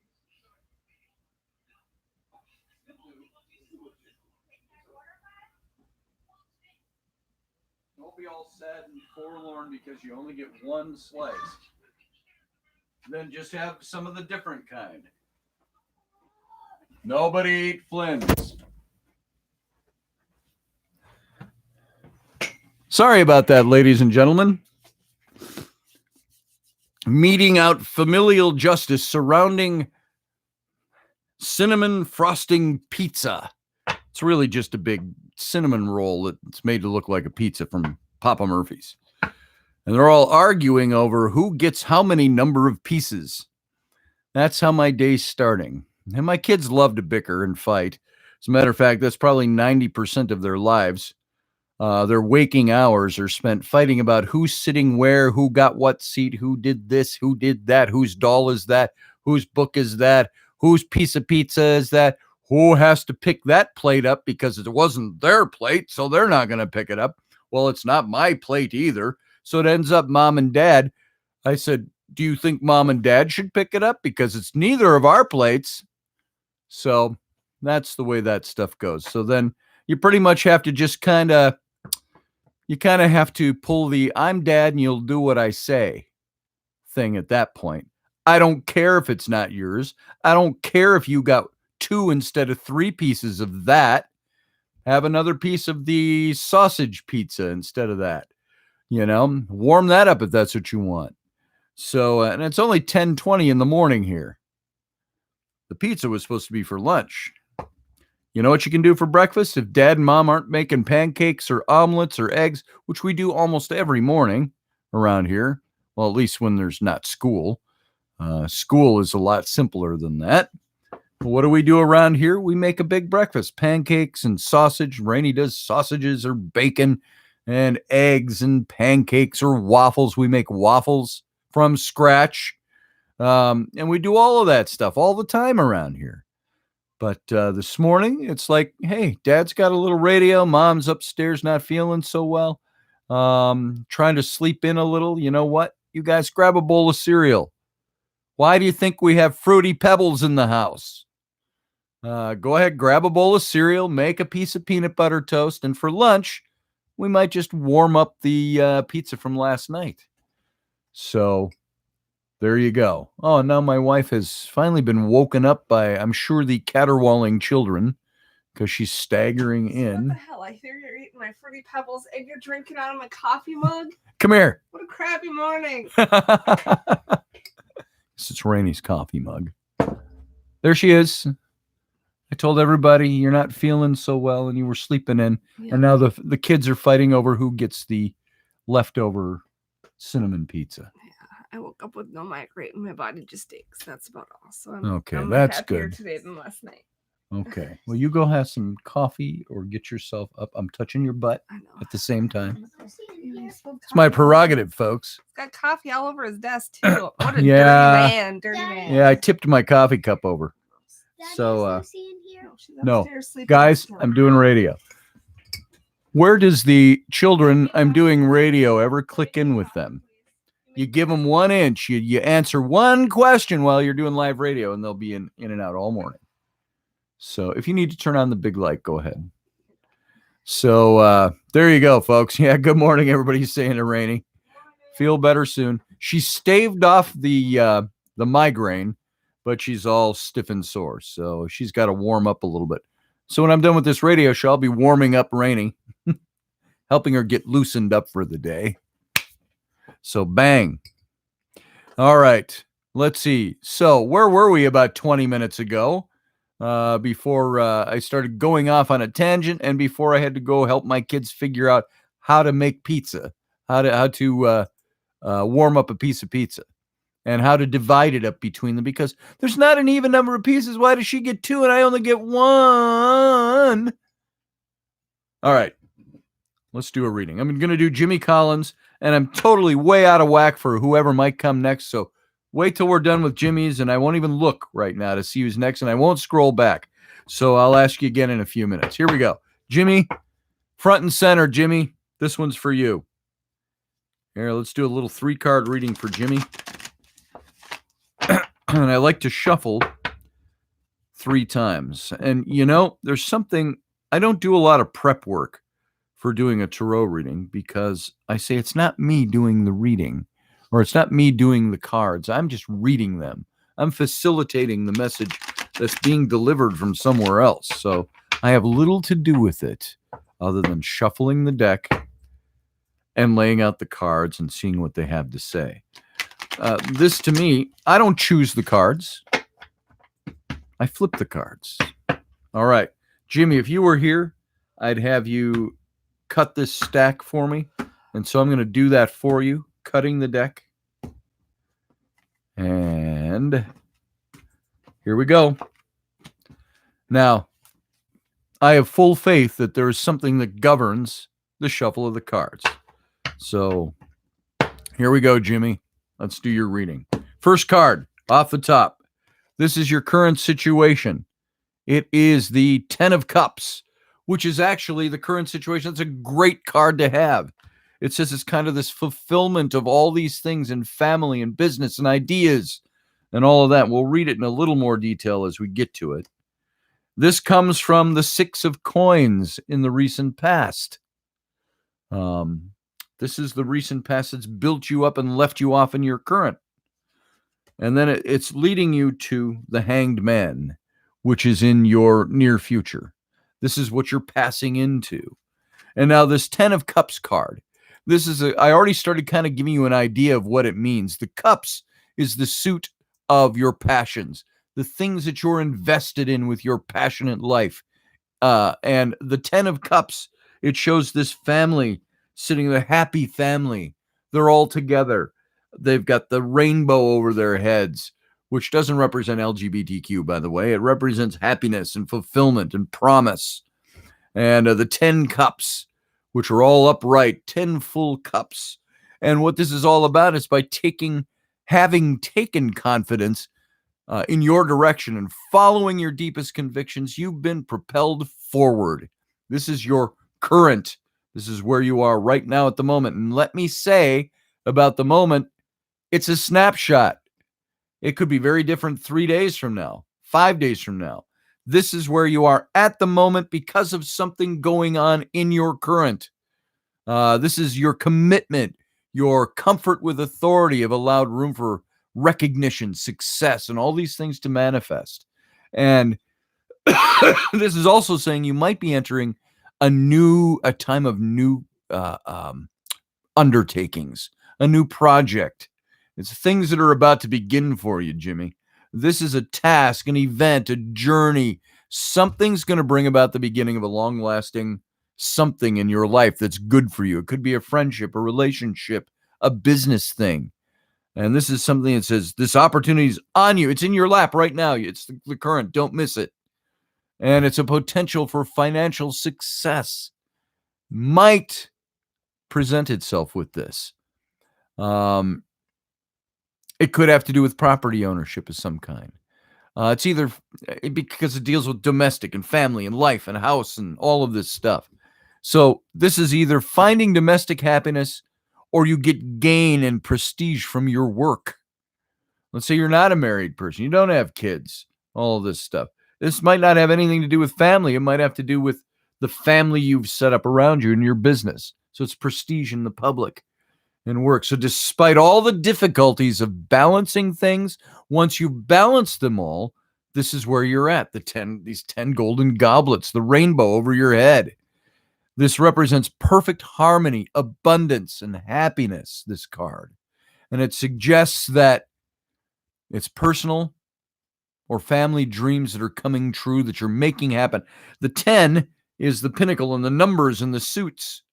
Just like a playing deck, when you hit a 10, it's worth more. And so this is kind of the pinnacle of the 10s until you get into the royal face cards. And it suggests that all of this stuff that you're working toward is going to give you satisfaction, security, positive achievements, emotional stability that's all ahead for you. So that's what your first card means. Jimmy, that's your current. That's where you are right now. And it's a snapshot, meaning may not be everything you've ever been and may not be what you're going to be next week. It's where you are right now. And what you do with that could determine where you go next week, what's going on next week, where you are in the near future. And so that brings you to your next card, which is the card of your recent past. This is the energy that has brought you to your current. And it's the 6 of coins. And you see there's a woman here that's got coins on the table. And you see all these hands down here that are coming up, kind of reaching out. And it almost looks like a gimme, gimme, gimme, some of your money. Well, what this is, it's a card that more than it's a gimme your money, it's a, here, I have some money, put your hand out so I can put a coin in it. It's your consideration of others in the past that's leading you to success in the present, that's brought you to where you are. It's like your fervor for life, your faith in your own talents are all refreshed and renewed. And the joy of being able to help someone else out because you now have the ability to do that is going to illuminate you in the bigger picture. And keep in mind that the kindness of others is out of your control, but you are totally in control of bestowing kindness and favors on other people. If you seek a favor, it might be well to do favors in return. So the card itself, all by itself, it's success, it's prosperity, it's generosity. It suggests financially helping others, giving donations, selfless charity. And it's about having favor and giving favor and an overall sense of good fortune. So sometimes it represents a little bit of getting enough to be able to do enough. It's like inheritance or a raise or a promotion or a new idea, a new project that's taken off. In your recent past, this is where you've been. And that's propelled you into your current, which has that 10 cups over your head, that perfect position to be in to expand yourself. So this all looks pretty good until you get to your final card. This is the card of where you're going from this moment forward. The future is from now forward. It's the Hanged Man. And in the old decks, you'll see it's like a cross. Think of a crucifix. It's like a cross, and the dude is hanging upside down, and he's hanging from his ankle, and he's got money dropping out of his pockets. And so it's supposed to stand for being held up, not knowing which direction to turn, not knowing what decision to make next. And so the Hanged Man is really a symbol of letting things go, learning things from your past. But those are bringing some new sense of spiritual value to your life. And that which you've sacrificed must be seen in a new way. If there's something being rushed, this might suggest that it's going to be brought to a pause. You're entering your near future with the pause button being pushed. The act of giving help is not more important than the person being helped, is the idea. And so many things are unknown to you about where you're heading out right now, what the future is going to hold here. Like all of us, nobody reads the future. So you have to make new goals. You have to plan carefully, even though you've had some very good things that have brought you into your present. Going into your future, acting at the right moment is what's going to get you ahead. Making the right decision, making good choices. The Hanged Man in a reading suggests some sort of metamorphosis that you're going through. That pause, that cocoon state in between being a carefree caterpillar to a free-flying butterfly. It's that metamorphosis, that in-between spot. It's that being hung upside down on a tree branch, whatever it might be. It's breaking through old patterns. It's letting go. It's going through a period of transition is what it's about. And it could indicate having to give something up in order to gain a fresh perspective. So it's not a positive or a negative connotation on this card. It's just saying the Hanged Man. All of this stuff that looks like success or getting there or fulfilling things, it's in your lap now, but it's already changing because you're already passing into your near future. So you're going to be held up. You got to figure out how to do things next, what to do next, what steps to take next. And you might just be in a period where you got to wait until it becomes clear. All right. So does any of that make any sense? I hope so, Jimmy. That is what I see for you in the cards today. So sitting in your lap, good things have happened to bring you to a position of some great change coming. So I hope that makes sense for you. Let's see. What are we going? Who wants a reading now? I'm going to do 1, 2, maybe 3 more. We'll see how time goes. And Leslie says, from what I see of your life, Jimmy, this went amazing, right down to the donating to Johnny. So there you go. Carmen is next. All right, Carmen. Thank you, Susie Q, for watching that. Carmen, you're next. And Roger Rabbit, how you doing, brother? I haven't seen you forever. Hope you're doing well. Just popping in to say hi. He says, can't stay. Hope everyone has a great Sunday. I hope you do too, Roger. Good to see you. Glad you can come by. Come by when you can stay longer. All right, here we go. I'm going to shuffle up for Carmen. All right. And then I see I've got Rock and Rhonda and I've got Sue B. And those are the last two I see. So we'll do, is it Rock and Rhonda, and Sue B, JJJ Boys. Sue B, 3 JJJ Boys. You're going to have to explain that one to us all. So I'm not writing these down. So if somebody could remember, after this one, I'll do Sue B, 3 JJJ Boys with a Z, and Rock and Rhonda. There you go. All right. Here we go. Let me shuffle up. I could make it a lot easier on myself and say we'll just do 1 card readings. And But I already said we'll do 3 card readings. So you can hopefully see, if I do 1 card, it gives you very general. 3 cards gives you pretty general. Imagine if you're doing a 5 card reading or a 10 card, a full reading. You'll get the idea. You get some pretty specifics going on with those. So if you want to do a reading, go to my site, scottallenroberts.com. Click on the tarot link, and you can click on either one of those PayPal buttons there and then get a hold of me. We'll get you lined up. So right now we're reading for Carmen. I've shuffled 3 times for you. Let's cut the deck. If you were here, I'd have you do this. There we go. I had 1 card drop off the bottom and make it to the top. I'm going to read that one first. All right. Here we go, Carmen. All right. Your first card, Carmen, this is your current situation. You have the Ace of Wands, you see here. And if you look at the red in this deck, in the ace, in the wands, stands for fire, exuberance, youthful zeal, excitement, all of those things. And it's the Ace of Wands as your current. New energy, new creative things going on. I'll tell you about it in a second. Now, you've also got wands for your recent past. The 3 of Wands. And your near future is going to be the Emperor. I want to make sure I didn't get 2 cards with that one. So the Emperor is where you're going. All right, the Ace of Wands. The aces in this deck are all represented by angels. I see the Ace of Wands. Wands, first of all, is the suit of, unlike the cups, which is your passions, the wands are your emotional things, the things that give you go. They're the things that make you do what you want to do.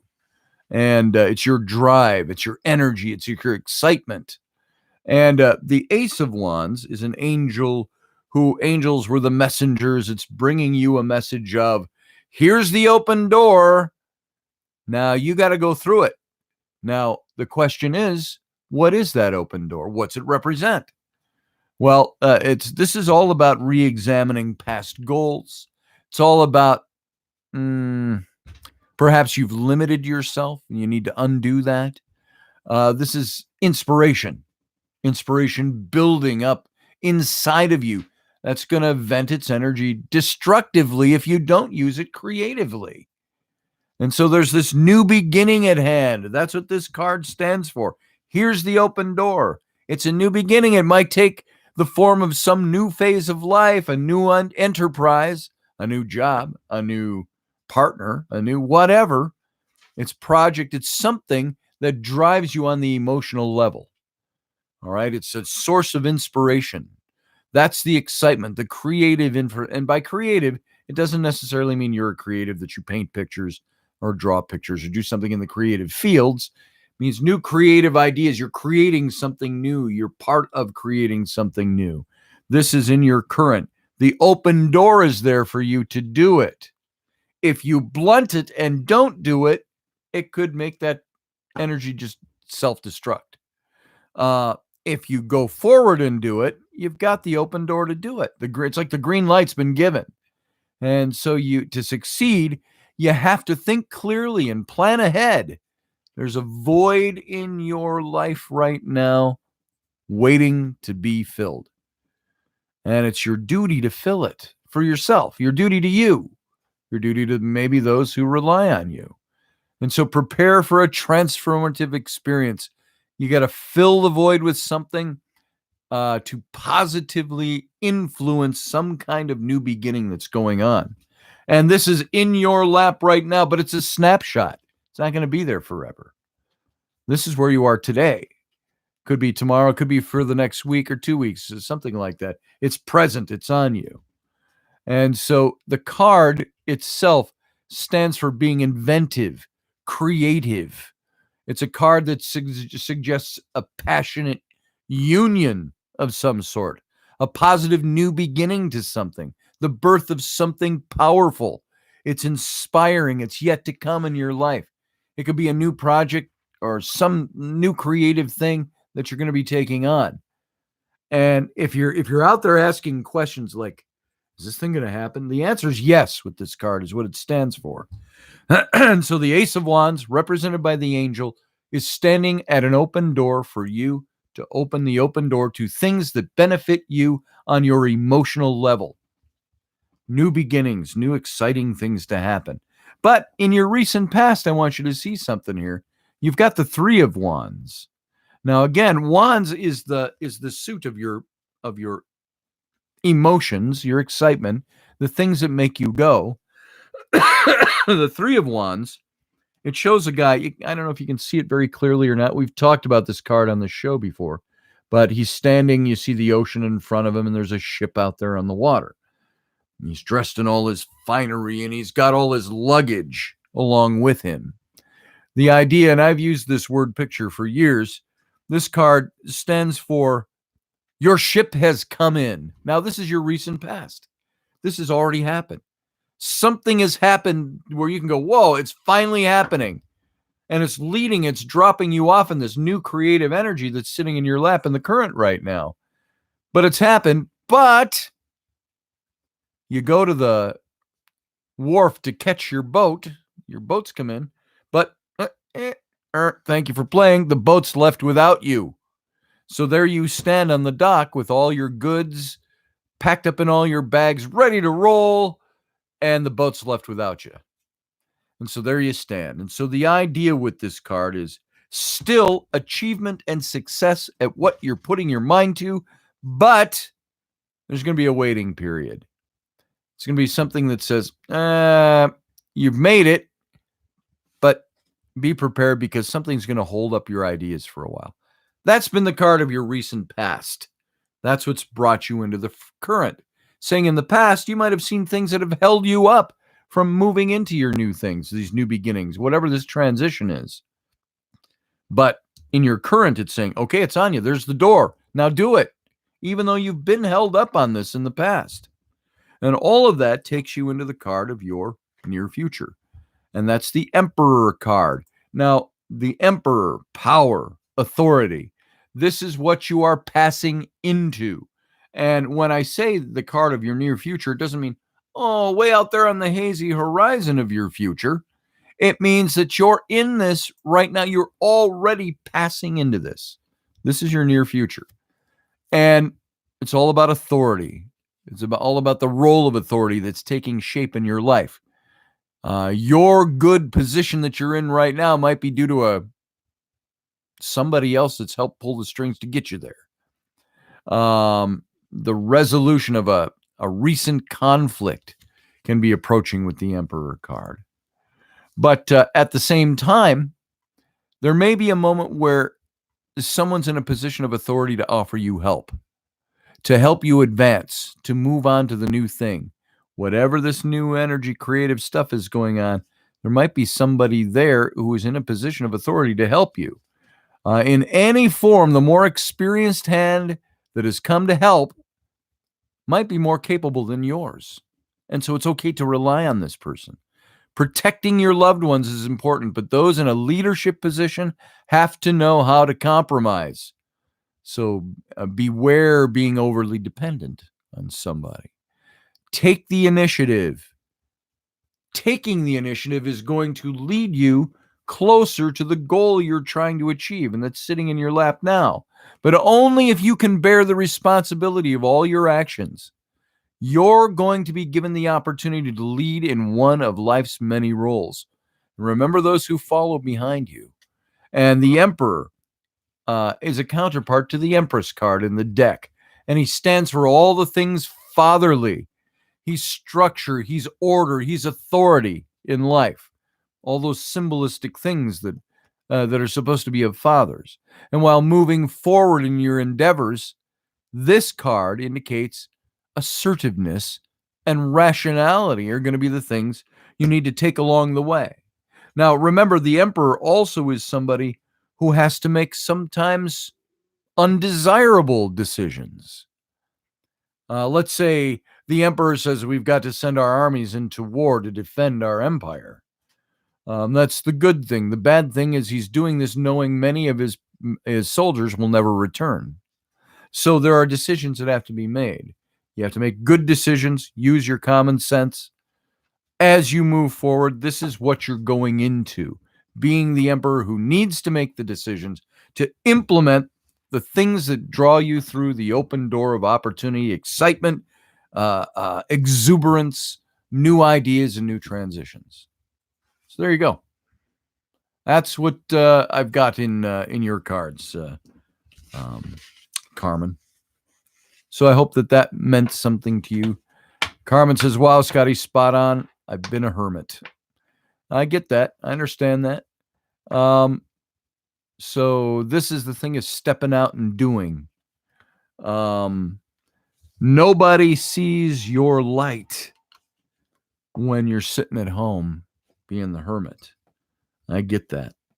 I don't know what your situation is or was or has been, but I know I can say this because she's in the room here, my wife, my own wife. Sometimes you put it's like the old biblical, don't put a basket over your candle. You do that when you become a mom, because you're the one that stays home with the kids all the time, and you don't get to do things all the time. You don't get to pursue your own stuff. I get that. I don't know if that's what your situation is, but this is saying the new ideas are there. They're on you, on top of you. Do them, and it will lead you to where you want to be. You're welcome, Carmen. Thank you. Just looking to see. Kay says, I love secondhand thrift stores. So do we. We've got a big the barn over here. We're out in the country. It's a big old barn. That's a thrift barn that sells stuff, and we like to go there and find cool stuff. When you can find brand new boys' clothes because the kid didn't like it, it's priceless. Yeah. I used to dress when I was a single dad, and I had my twin daughters when they were 10, 11 years old, when they first came to my home to live full-time. I would go to garage sales. And there was I would score at some garage sales, Kay. I remember one day spending about $30 at a garage sale and getting the equivalent of about $200 to $300 worth of new clothes. And at that time, I'm trying to remember the brand names that I was thinking. This would have been about 18 to 20 years ago when my girls were 10 years old. But I don't know. Oshkosh is one that stands out, for overalls and stuff like that. But brand new Oshkosh stuff, brand new Jack and Jill stuff, brand new stuff for kids. So yeah, I always enjoyed the thrift stores and the garage selling. So let's see, who did I have next? Susie Q, do you remember who's next? We had Carmen, and the next person on, I believe, was Sue B3. Is that it? Was it Sue? Sue B3? JJJ Boys? I think that's the next one. So Sue B3, are you in the room? Are you up? Are you ready? And Rockin' Rhonda. We also had Rockin' Rhonda. So Sue. All right, Sue, here we go. I'm going to read for you. I hope you're still in the room. Let me know if you're in the room still, and we'll read your cards. So, all right. Yes, she's in the room. All right. There you are. Here we go. Going to shuffle up for you, Sue. And then we'll see where this goes. I always shuffle 3 times. I don't think there's any magic in that other than the magic we infuse into it from ourselves. It's just rearranging the cards. I'm allowing whoever's out there delivering the message the ability to arrange the cards the way they're supposed to be arranged. And just think, we can do that in only 3 shuffles and the cutting of the deck. All right, Sue, if you were here, I would have you cut the deck, but since you aren't, I'm doing that on your behalf.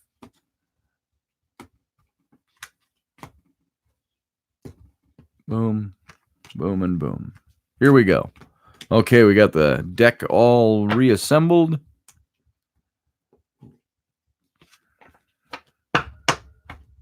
Here we go. Here's the card, Sue, for you of your current situation. What's on top of you? I got the 7 of Swords. Now, Swords is the light is still a little bright, and it washes the card out up close like that. Seven of Swords. Swords is the suit of conflict. It's conflict you give, conflict you get. It's also holding the sword of power and authority. The Five of Wands is in your recent past. That's very appropriate, and you'll see in a second why so. To have the Seven of Swords as your current, and the Six of Cups, totally different card for your near future. All right? It's a card of nostalgia, and I'll get to why that is. So let's look at the Seven of Swords. Swords, again, I said, this is the suit of conflict. It's stuff that goes on in your life that brings conflict. It's also the stuff that can bring about authority in your life. And this card, you see, this guy's on the field and he's scooped up after a battle. This is what it's supposed to be like. He scooped up all the swords off the ground. And he's got kind of a wry, sly look on his face. And this is something that says, in your current situation, it might be time to put some of your projects on the back burner in order to give more attention to more pressing issues. And that might be this guy who's scooping up the swords.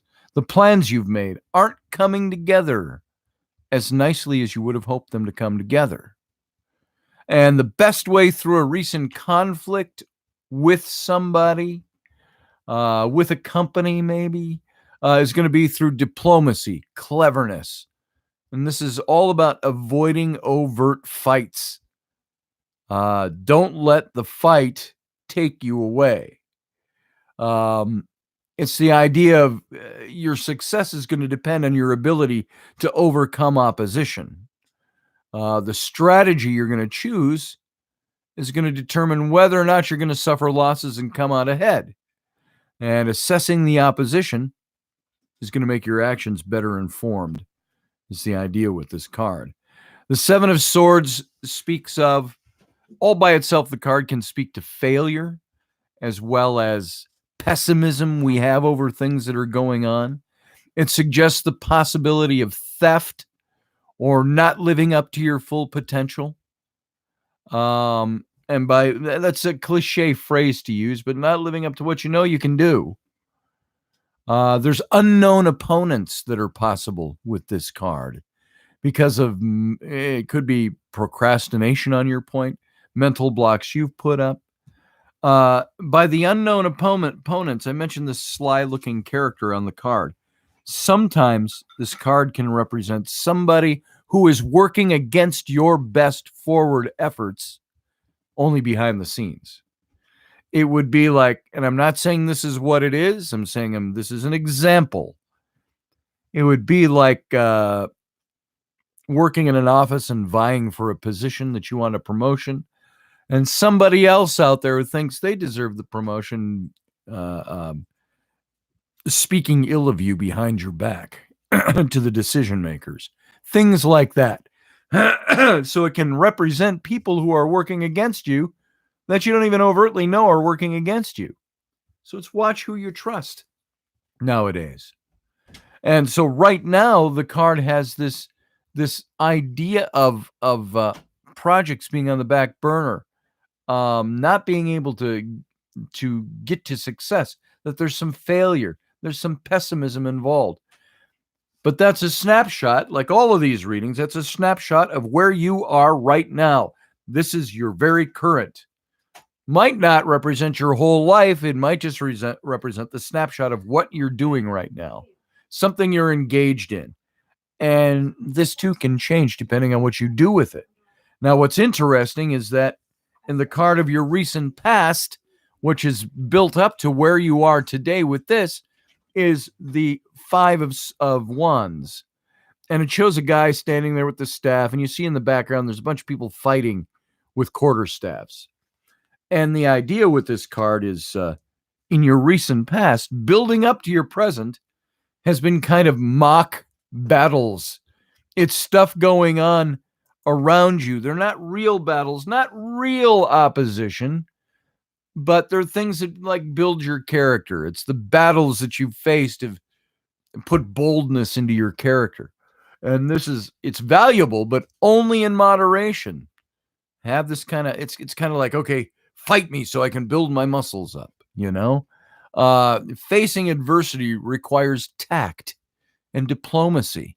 And it might feel as though your progress is too far delayed by the obstacles that are being thrown in your path by people. But they're not huge, unovercomable, if that's a word.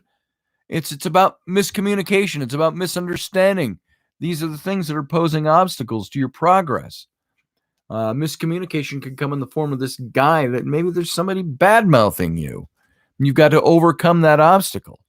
There's going to be an opportunity in the very near future that requires you to tame your boldness in order to succeed. No one can decide your actions but you. So you have to rely on your strength of will to achieve whatever the balance is that you need. And the card suggests being challenged in some way and having to defend yourself against other people.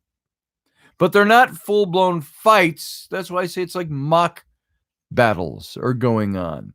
It brings the feelings of struggling, anxiety, overall unease with the internal battles that are yet to come. And the negative foreboding sometimes looks like a big no answer is hanging out there for you, but it's stuff you have to battle against. Now, keep in mind, this is the card of your recent past. This is where you've been. This is the energy that's brought you and dropped you off in your current of this Seven of Swords. And so watch who you put your trust in. Watch how you move forward. You have things that you can succeed and attain if you play your cards right, if you do the right thing, if you develop tact and diplomacy that's necessary to move ahead. And all of that moves you into this card of your near future, which you're already passing into, which is the Six of Cups.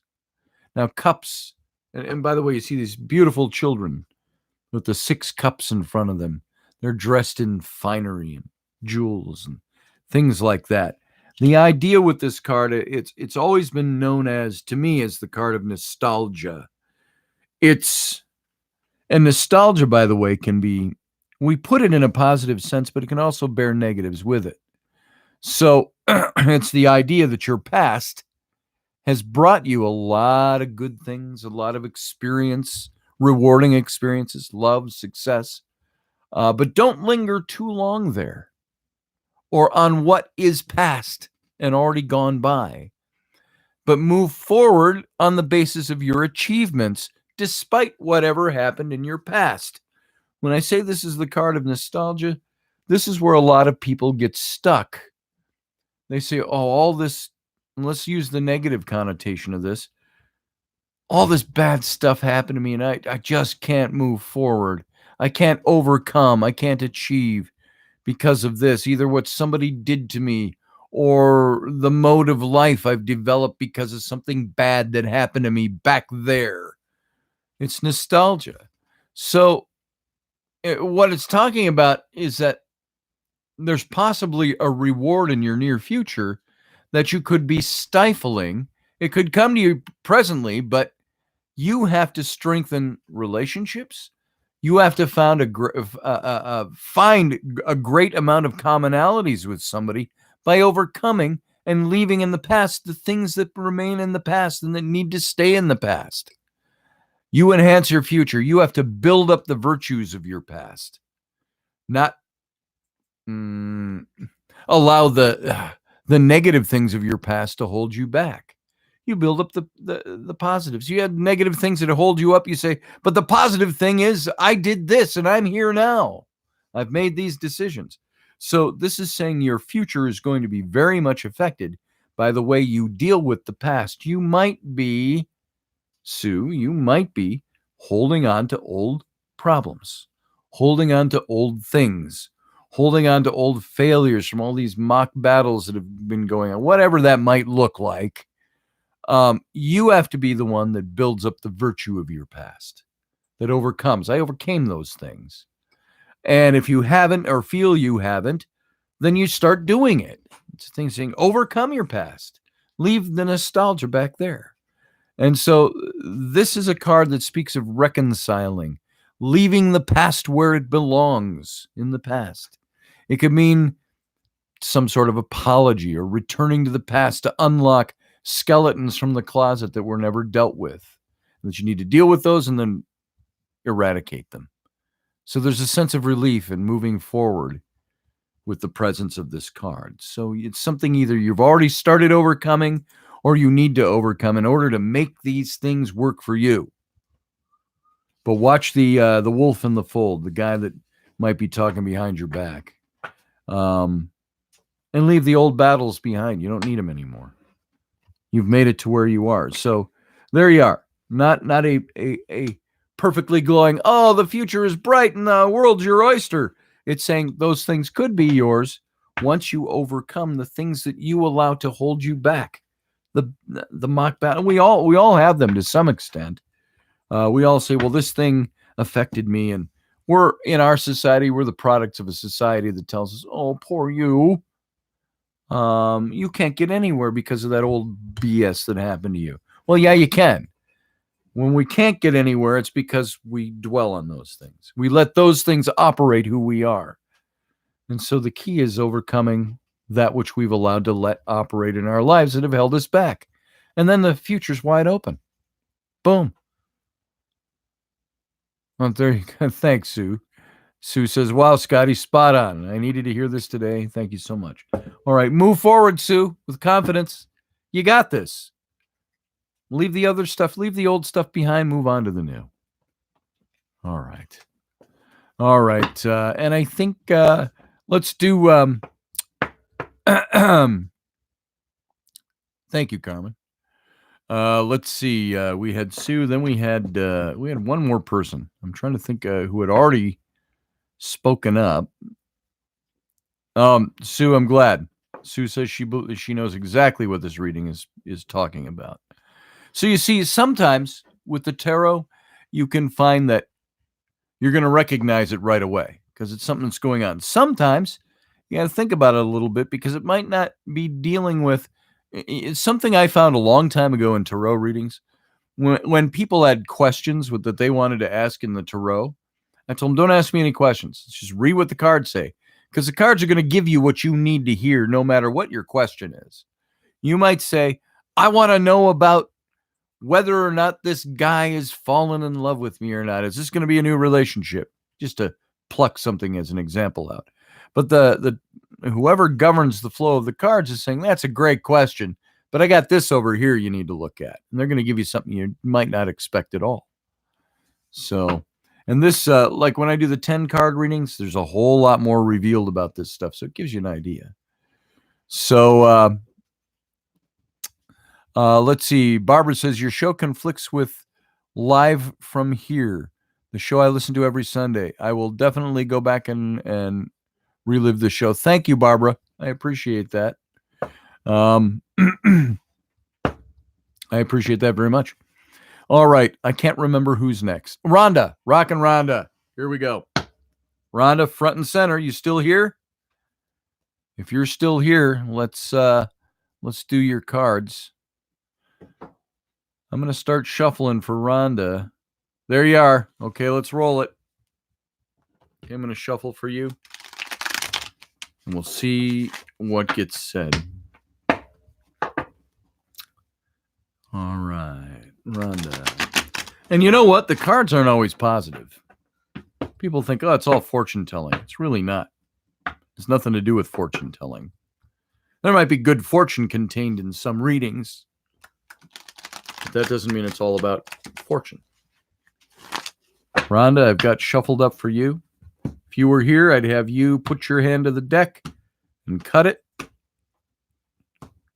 So let's move ahead here and restack this deck for you. There you go.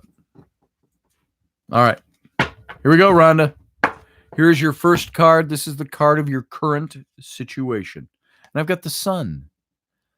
And that is a really easy card to read. There's not a lot of deeper meaning to this other than almost what you see in the visual. This is a card about love, being surrounded by love, being surrounded by opportunity, being surrounded with vision, having clarity to see for miles and miles. They say when the sun is shining and it's crisp and clear, you can see for miles. is the idea. So this is a card that says the sun is shining right now in your life, in your experience. So you need to grasp it while it's there, because you know what? Even when the sun shines,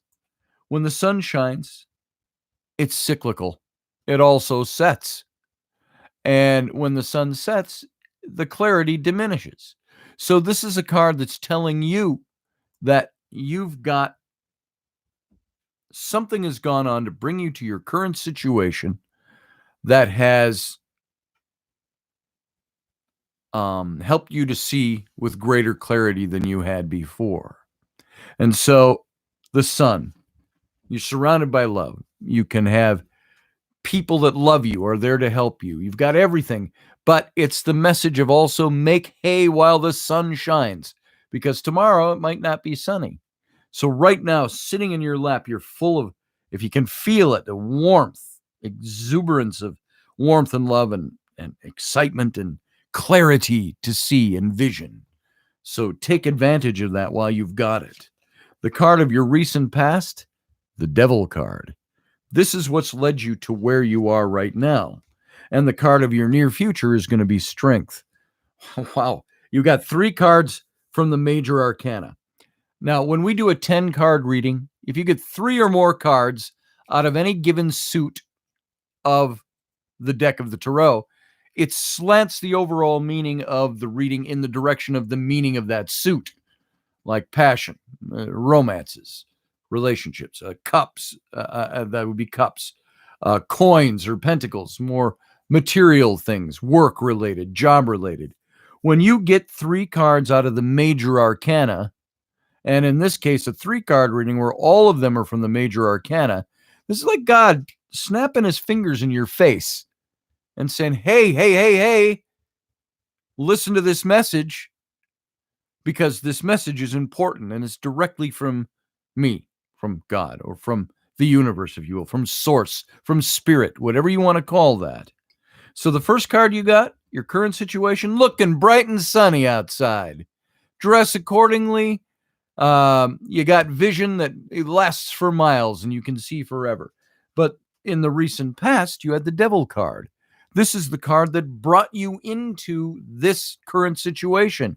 Now, the Devil card, I've always said about the Devil card, the basic overall meaning of this is when you face your demons, they will flee.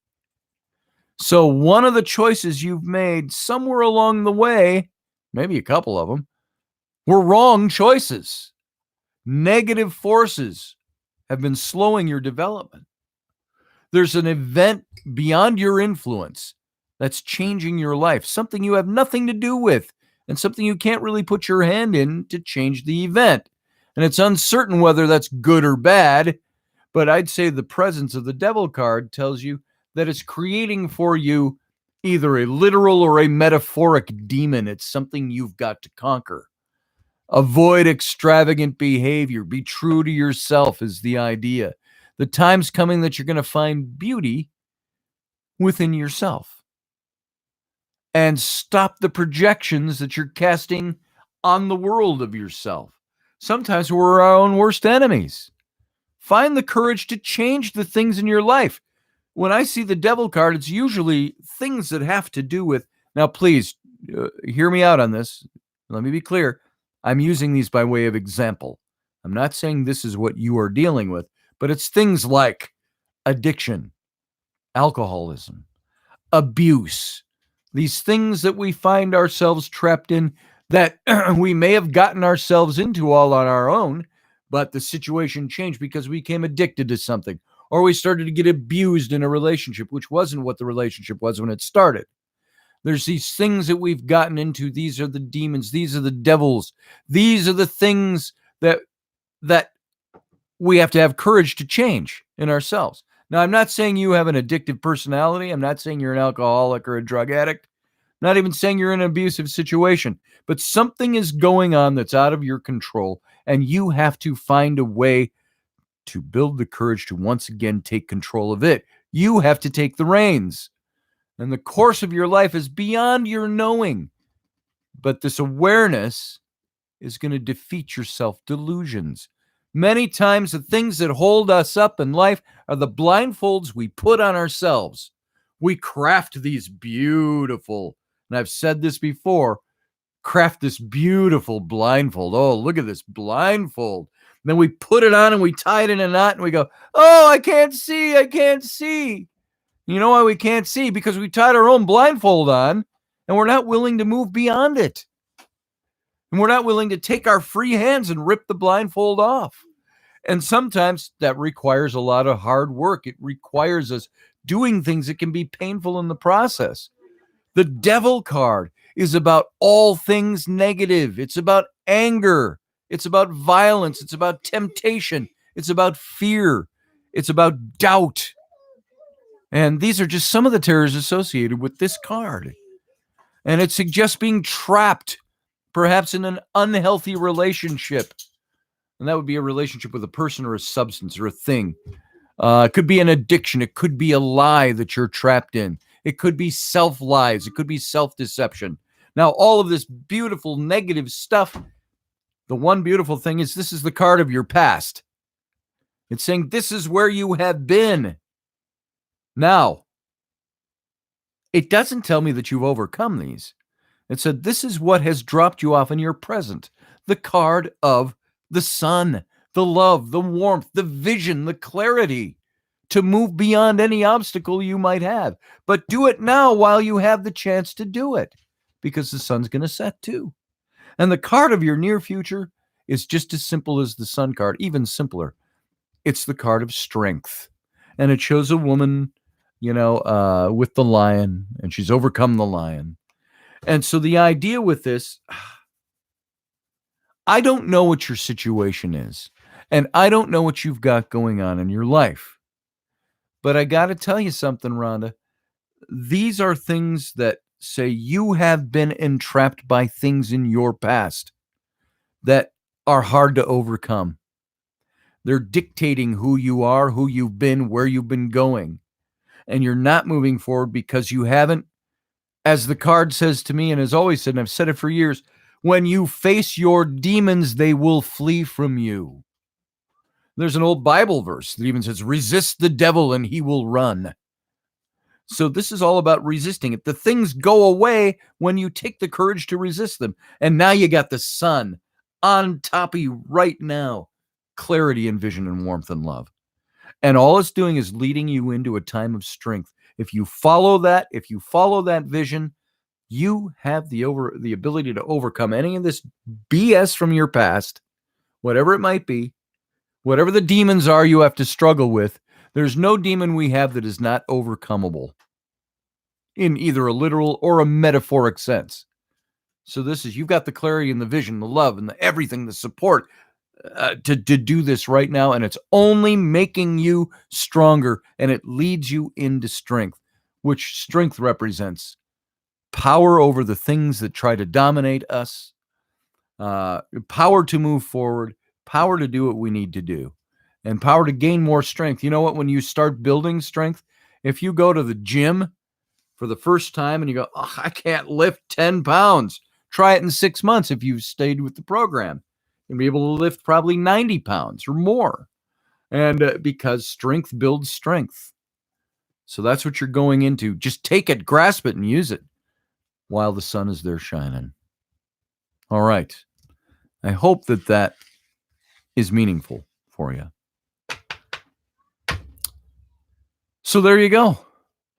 Rhonda, that's you for today. You're welcome so much. I hope that helps. Okay, folks, guess what? On that note, we've had some good conversation today, some good readings today. I've got a family, and where I'm going to go try to attend to them, or at least pretend I'm attending to them while we all sit and watch TV and eat pizza.